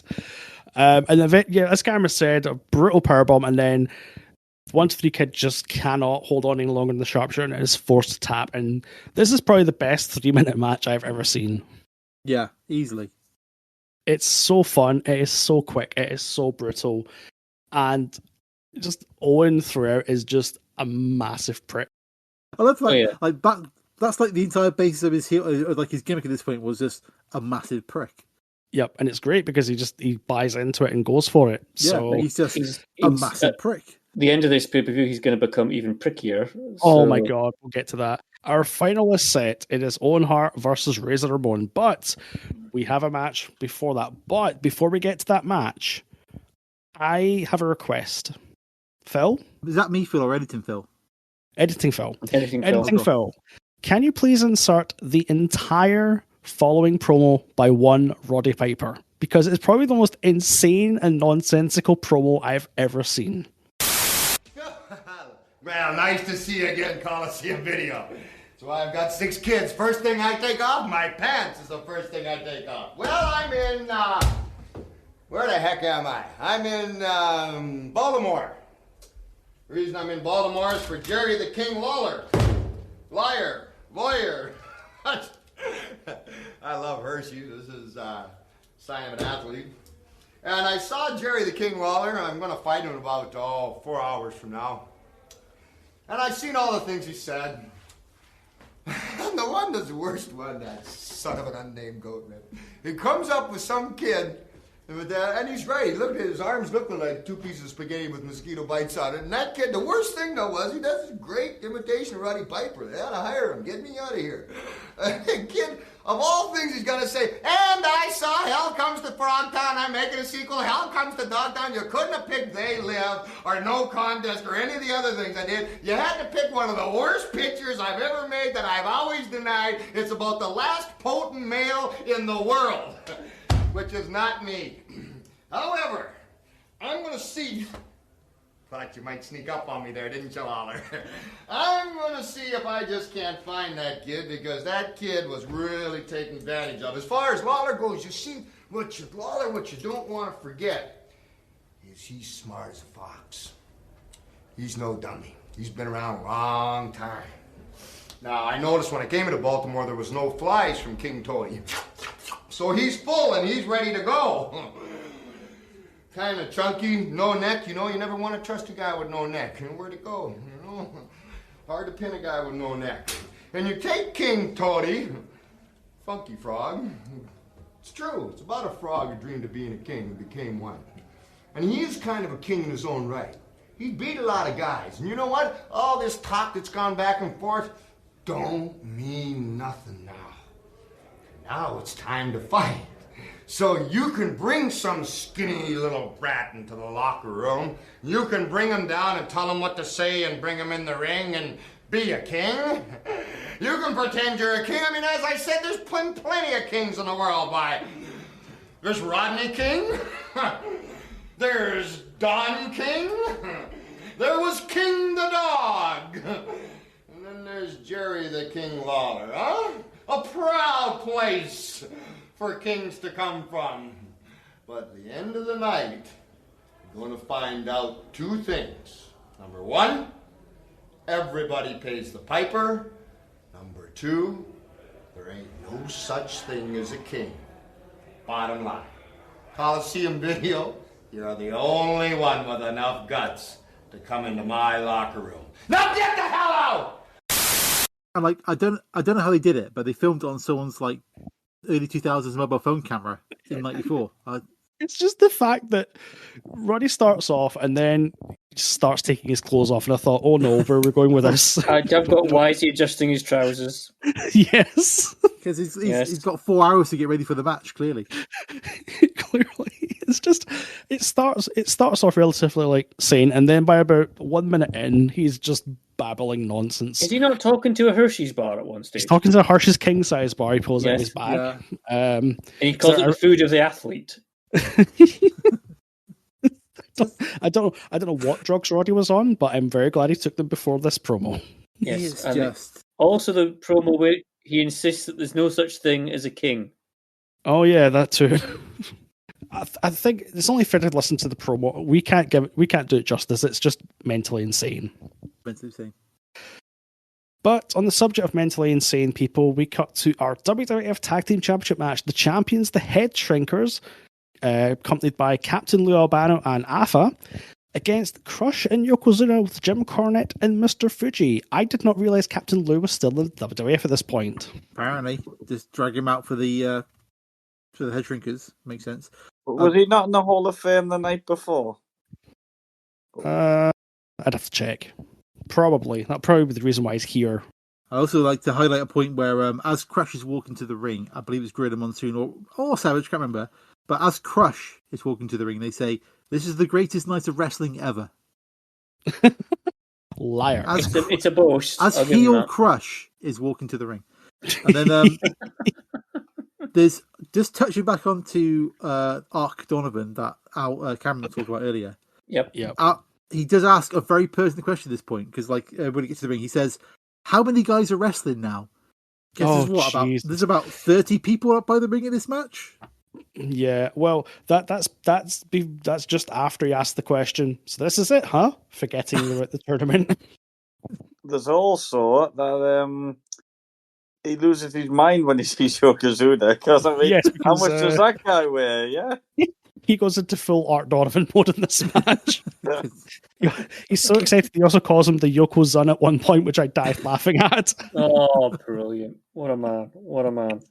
I don't know. And it's the fact that you've got Jim Cornette with his tennis racket and his like fucking glasses, like bringing this monster down to the ring. It's just like, this is just brilliant. Just make it this whole combination of like the head shrinkers and these two in a match. It's like it's just bizarre. The only downside is the head shrinkers were so popular at this point. Yeah, I only really remember them as heels. Yeah, I was going to say I kind of struggled to remember. Oh yeah, the head shrinkers had a face run, didn't they? I think they go heel in like shortly after this point in like 95, 96. They go heel. I think from memory.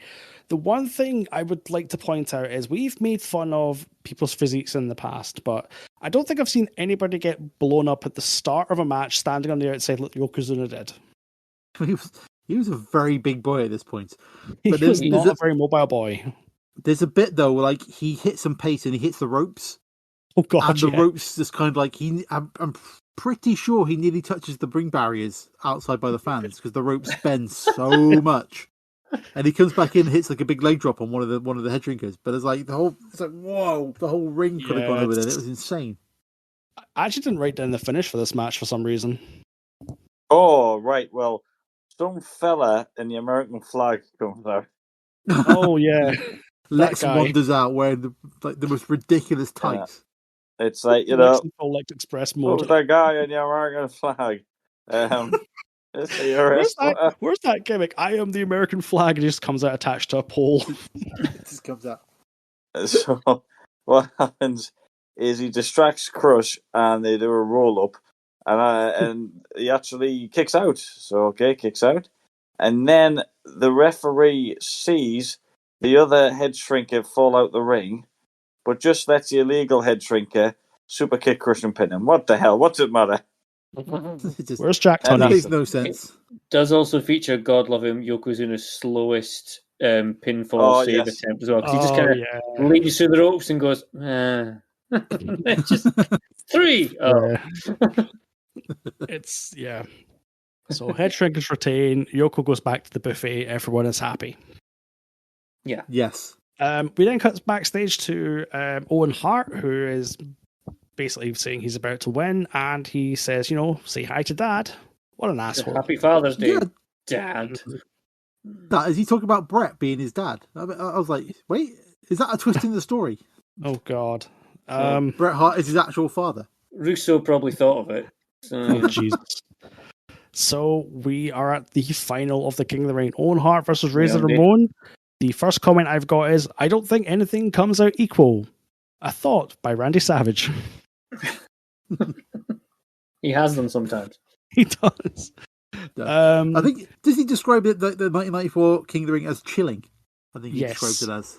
He does. Okay, something fine. Like that, yeah. These guys are so well trained. I think that's another artism. Yeah. I quite like the beginning of this match because like Owen starts doing like loads of fancy stuff, so Racer just like batters him. Yeah, but then Owen just slaps him. Yeah, returns with a big slap. Like, I like that. This is good. Owen Hart, so good. Yeah. Good. I've got Razor outweighs him by 30 pounds, which is close, but it's not right. Try again, Art. Some of Roy Walker's like stroking his chin, going, "No, sorry, try again." Try again.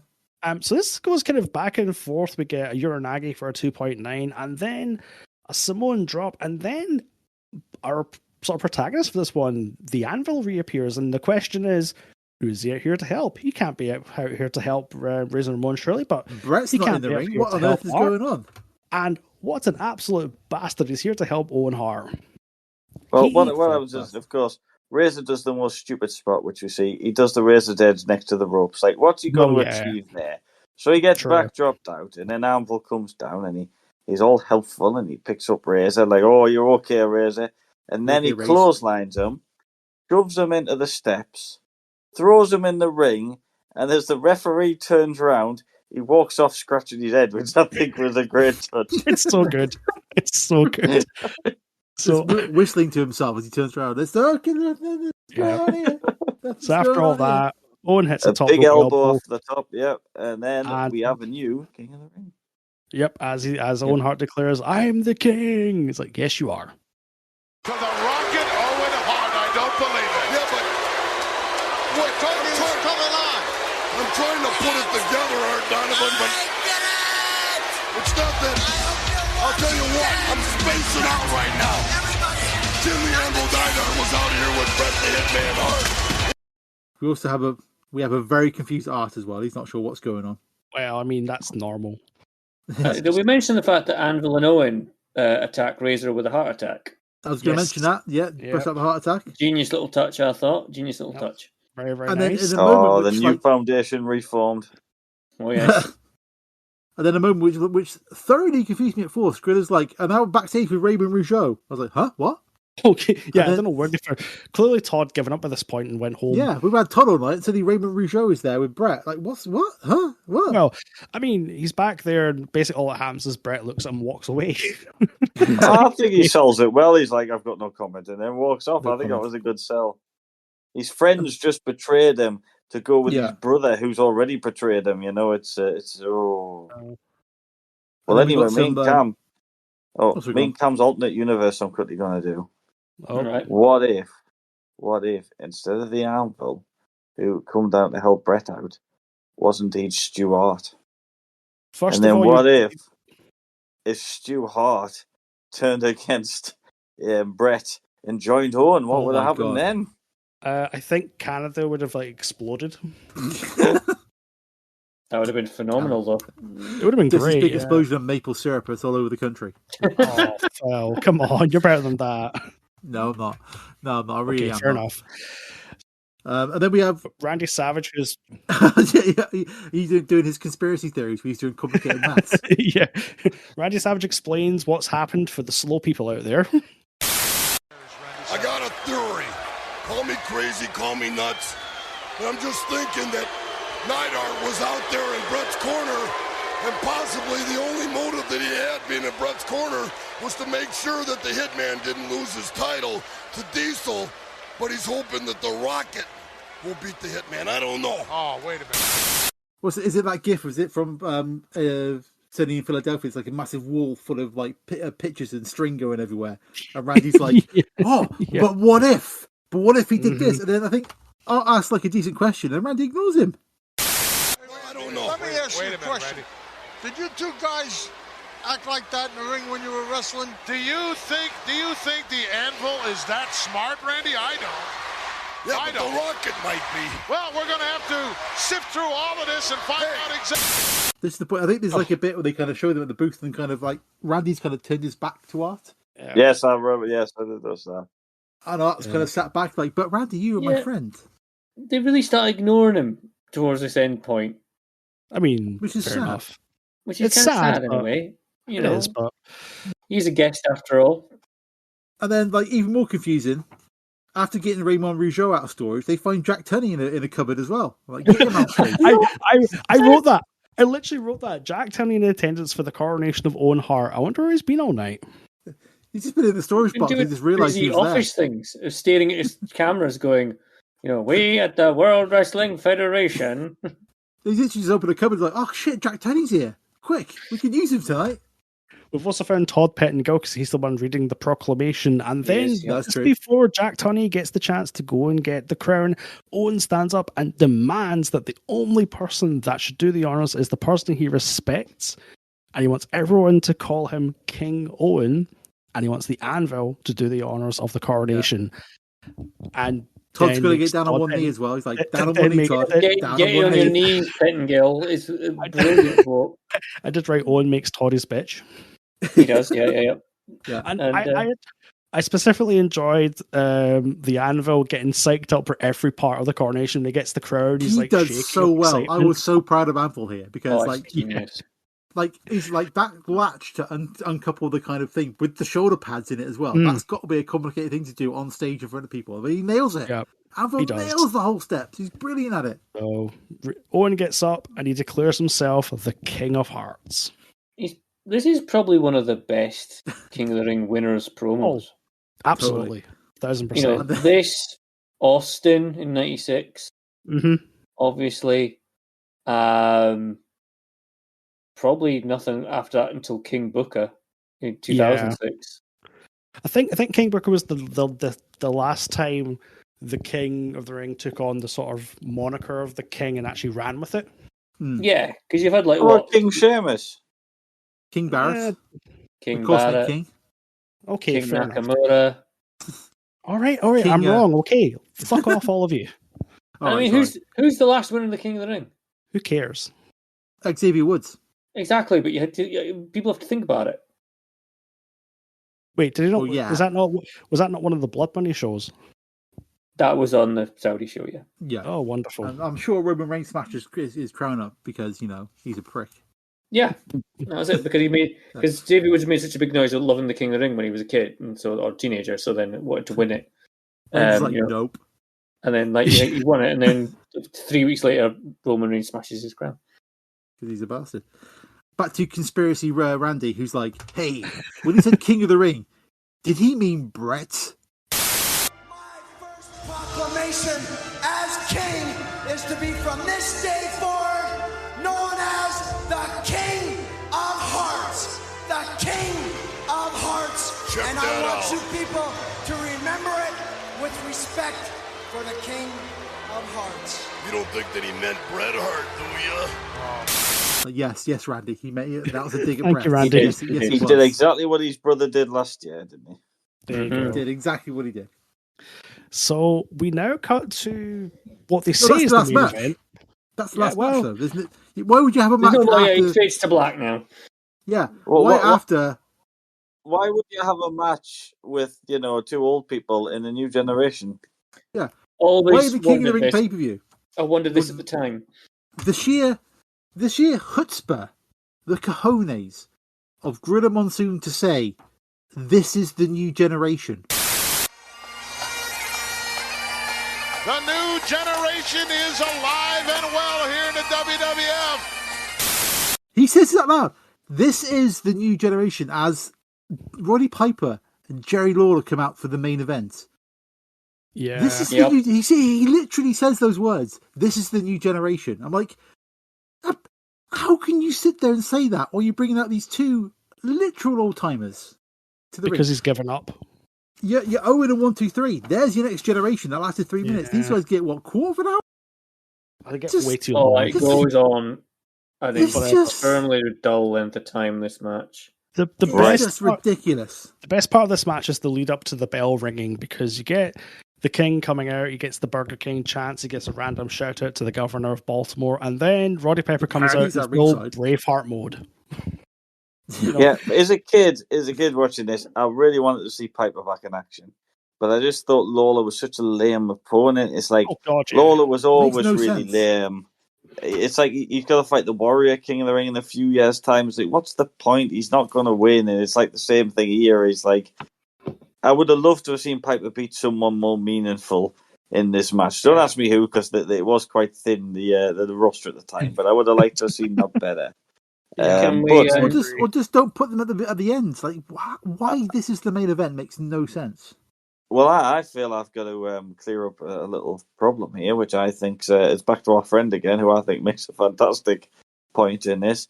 Jerry the King Lawler comes out, and Art's all confused, like, so this guy's the king? He's obviously just so on hard to become the king. Yeah. And he's like, and this guy's the king? Yeah, Of course. That's a very good point, Art. That's a very, very He good makes a good point. You say there's moments of like wrestling weird logic that Art's willing to point out.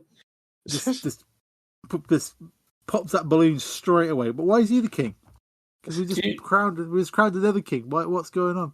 Do we want some words from Jerry Lawler about this match, by the way? Yes. Ooh. Okay. Hang on. What voice are you going to do it in? A normal voice. Oh, I like Robin Leach. Yeah, I think it should be Robin Leach.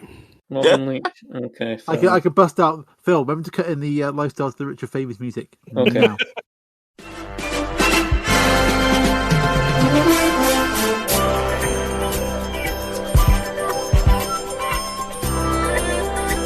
It was published in, just a bit of background, published in Inside the Ropes on the 31st of August 2021. There's an interview with Jerry Lawler, and he goes, where are we here? I get the quotation. A good match just depends on so many things. Honestly, I think one of the reasons the match with Roddy didn't click was because I don't think he liked the booking on that match. I don't think he liked the way they led up to the match. And I don't think he didn't feel like I was like a worthy opponent for him or something. I don't know. I don't think he was in a good mood on that particular night.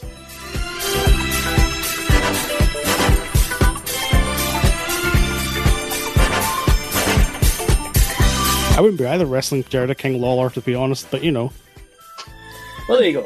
So there's not like I thought, oh, they must have some match in the past. Apparently, this is one of the first times they wrestled. Yeah, just so that makes it even more random. Shows. So it wasn't like like this kind of like big long historical feud going back into the past sort of thing. Nope. Because I suppose the ideal would have been Hogan would have been still around. You get Piper and Hogan. That might have been. I don't know, because Hogan wouldn't have been the heel, so Piper would have been the heel, and I think Piper was too loved at that point in time to be a heel. I'm not sure that would have really worked. But like, who else can you bring out of Piper's past as like his kind of a big Ric Flair? Oh, that's true. Well, yeah, that would have been a good one. But still, like you still can't. Greg the Hammer Valentine. You take that back, Cameron. You retract that comment right now. Wow. You take that back. No. Bad News Brown? We could have had a reenactment. No? Oh, wait a minute. Sorry, I'm going to throw another one in there. Mr. T.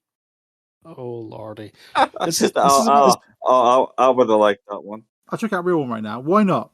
Right? Listen to me now. This will work, right? Check out your Brett Diesel match.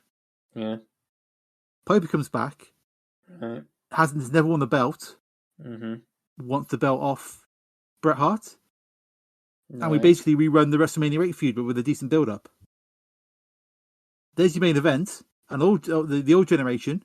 This is the new generation of Bret Hart. Mm-hmm. We know they can go because that match of WrestleMania 8 is really good. Passing the torch. That would have worked. They could have gone 12 minutes and had a belter of a match. Anything would have worked better than this match, because this match was not very good. I mean, the best part of this match was terrible.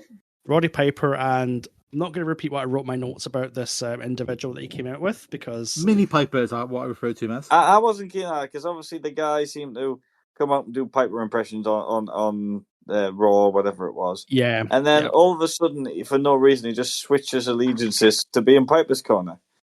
I don't know. But, You're supposed to kind of believe that he was somehow embarrassed and humiliated by Jerry Lawler during that Pro promo.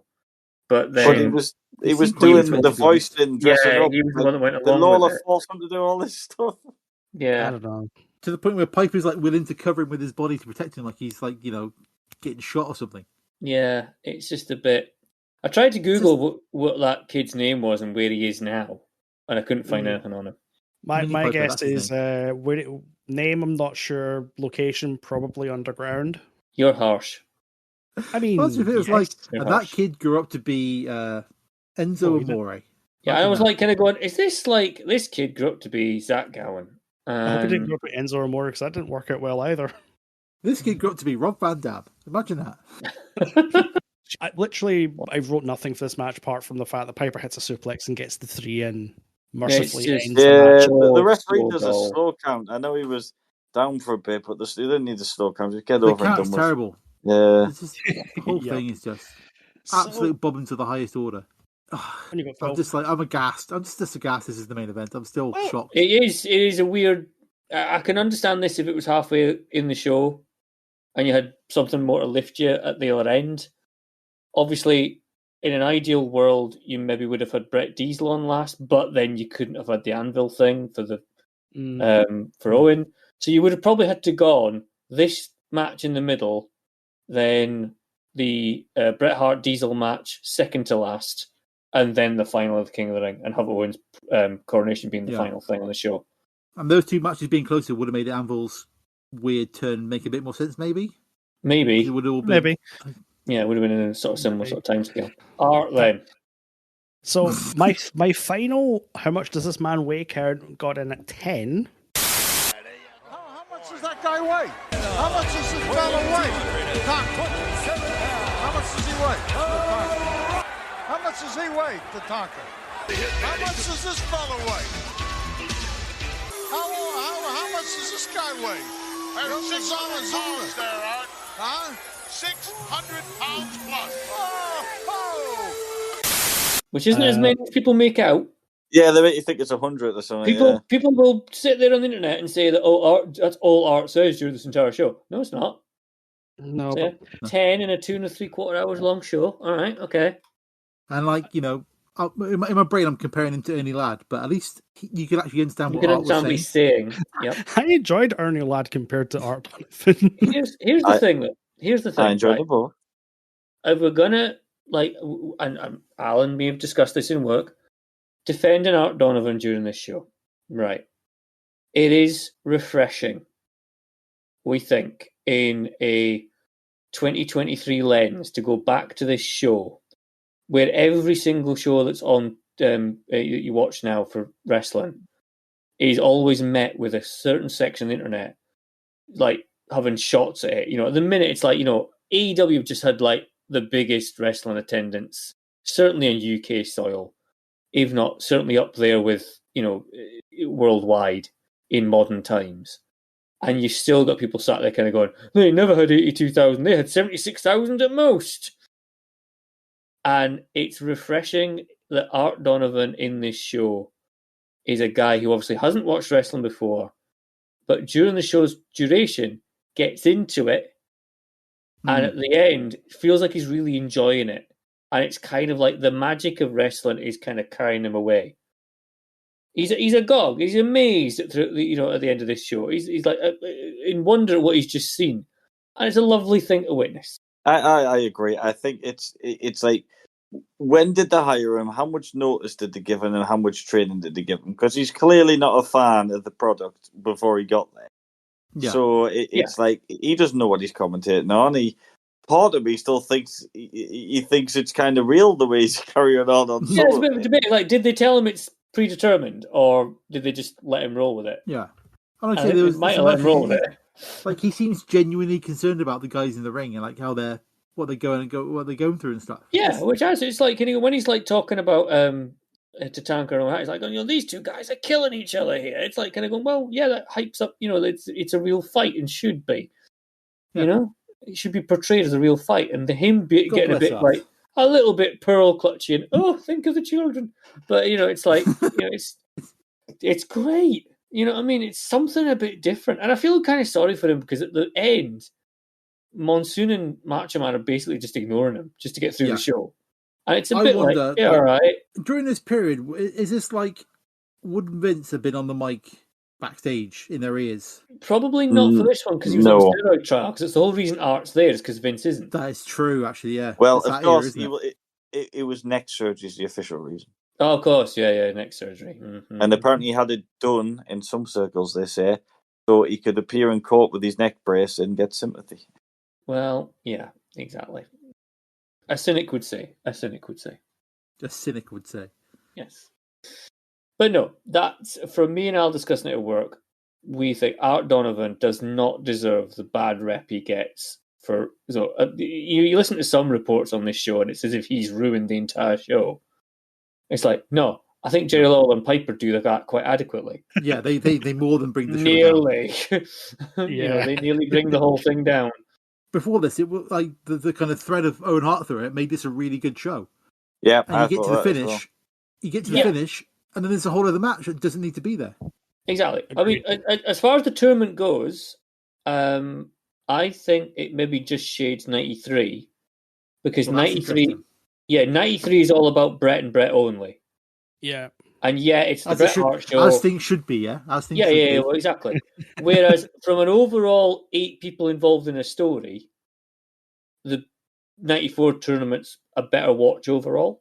The way I look at it is, I'm going to remember the 94 King of the Ring over the 93. I don't even remember anything about the 93 King of the Ring, whereas I'm going to remember Owen Hart and the thread throughout this entire show. I'm going to remember him destroying the 1-2-3 kid. I'm going to remember Jim the Anvil Neidhart turning and joining up with Owen. I'm going to remember that coronation speech. Am I going to remember anything about the quote-unquote main event? Absolutely not. If anything, I want to erase that from my mind, but that doesn't take away from the fact that this was an absolutely solid show and a great example of WWF at its best during a time when things weren't great. Things weren't great at all. But this is where it gets interesting because Because we have done King of the Ring 1993 in the past. We did. We have. It's number 16. Number 16, which is quite high up the list in the grand scheme of things. Just before we do this, I want to know. I want to close out the pay-per-view. Did anyone stay tuned for after the main event? I did. Yeah, I watched this promo. What's all that about? Coliseum video footage of a disconsolate Diesel and Shawn Michaels trying to say it's going to be okay. We've got the plan, etc. And the quote was, "Don't worry, you'll be champion by the time this comes out on video." It's so fucking good. Now, I've looked. He was a month off because it come out on the 10th of October. But a month later, Diesel was indeed champion, so he wasn't far off predicting. He wasn't far off. No, that's not far. That's not far. That's a good bit of premonition from Mr. Michaels. Well done, him. Indeed. So I think it's safe to say that this goes above King of the Ring 93. I think it's a really enjoyable watch. And as I said at the start, it's like I watched this in a whole afternoon. I only took like a 20-minute break to get some food and a cup of coffee. But I was anticipating just watching it hour by hour and then doing it over a few nights. Now I watched the whole thing in a day, and it's not often that happens. No, definitely not. So next on the list after King of the Ring 93 is the 1995 Survivor Series. What position is that? That will be number 15. It's better than I think, yeah. Yep. Okay, number 14 is NXT Brooklyn. Getting better than that. Okay. Yeah, I'll call it better than that. Next up is WCW Spring Stampede 1999. Better than that. I think it's better than that. Okay, we're getting to number 10 here, boys. Number 12 is WCW Beach Blast 92. Getting ahead of that. Oh, is that the one with the Iron Man match with Steamboat and Rude? Yes. Oh. What's the one after that? The one after that is the Rumble 2000. Oh no. Oh. I think it stops. I think it stops at number 12. I think it's going to be number 12 and number 13. It's not better than the Rumble 2000. No, it's not better than Rumble 2000. The Rumble 2000 is the pay-per-view that got me back into wrestling. I can't call this better than the Rumble 2000. You just like the Mae Young bit, don't you, Cam? Oh, always, mate. It's those winter nights fly by. Whereas I like Bob Backlund's return, but anyway. Yeah. I'm looking at Beach Blast 92 and it's got it ends with the Steiners versus Terry Geordie and Steve Williams. And yeah. Right. I think below that. Number 13. That's 13. Yeah. Let's go. That's the closest anything's come to the top 10 in a long time. That is. It was a really good pick, though. Oh, yeah. Well done, Al. So thanks, Al, for that one. It's a really good pick. No, like I said, it was one of my favourite childhood sort of shows. And in watching it kind of live-ish as it was, I just loved it. I just loved the narrative of the Anvil stuff because I couldn't see it being Anvil, and when it was Anvil, I just couldn't see him turning. And even when he came down with Razor, I'm like, oh, surely he's going to feud with Owen Hart. Surely that's why he's here to feud with Owen Hart. Nope. Yeah. Clocks Razor. Nope. And I didn't really know much about Art Donovan at the time, and I didn't really think he's. I do remember him weight. I do remember him asking how much everyone weighs. Yeah. But I didn't think he was particularly bad. But like I said to Cameron, his voice just gives a whole uniqueness to the show because you don't hear it anymore. But just hearing it, any line he says just takes me to that show because I think there's been way worse like guest commentators than him over the years. Completely. Way worse. I'd take him over Mike Adamley any day of the week. Oh God, Jeff Harvey. There we go. No, I think it was a really good show, and I'm glad we did it. And I enjoyed watching it again.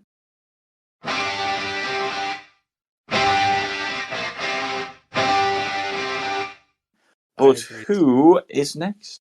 Well, apparently it is Phil. Well, boys. You congratulated Al on being a good pick and that he picked a good one. And whilst I would love to continue that into the next month, the next month we're going to record the show is the month of October. Well known as the spookiest of all. Is it going to be the one? And that is the question. Oh my God, it's not that one, is it? It's October. It's Scaretober, the spookiest time of the year. So we have to. Well, please don't make us watch this. Do WCW Halloween Havoc. And I picked WCW Halloween Havoc 1991.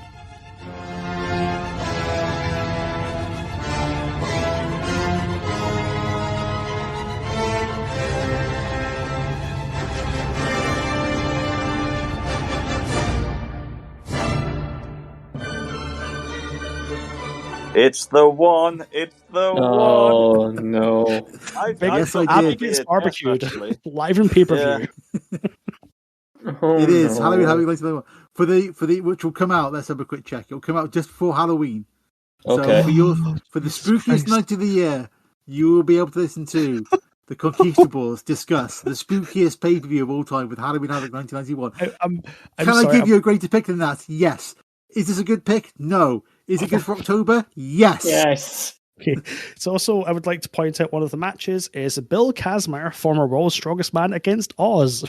Yes. Oh, so we've gone a bit of a step down for Bret Hart, isn't it? I was going to say, so we've gone from like one of the crap parts of Nash's career to one of the pinnacles of Nash's career, right down to the crap part of his career again.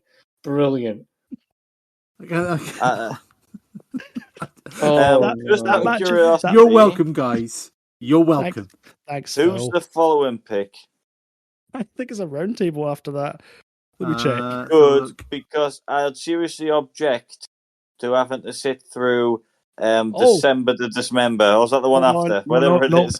Sorry, I tell a lie. It's actually Cameron next. That's going to be November. So Cameron gets the November to Remember podcast. And don't forget what we're doing for the Christmas special. What are we doing for the Christmas special? Cam remembers what we're doing for the Christmas special. Cameron's struggling to remember. No, we're doing all the Raw negative star matches. Oh. Right, so basically I have to pick something really good for November's, yeah? Yes, to make up for the fact to make up the fact we seem to be doing utter bilge either side of it. Bit harsh, we've not seen the show yet. Anything could happen. Oh yeah, you do great, yeah. And you don't know how it's going to be terrible. I don't think we're going to be sat here next month kind of going, oh yeah, well, is it number 13, number 12? Is it better than Rumble 2000? No, we're not. We'll be like, is it better than the Brawl for All? Jesus Christ.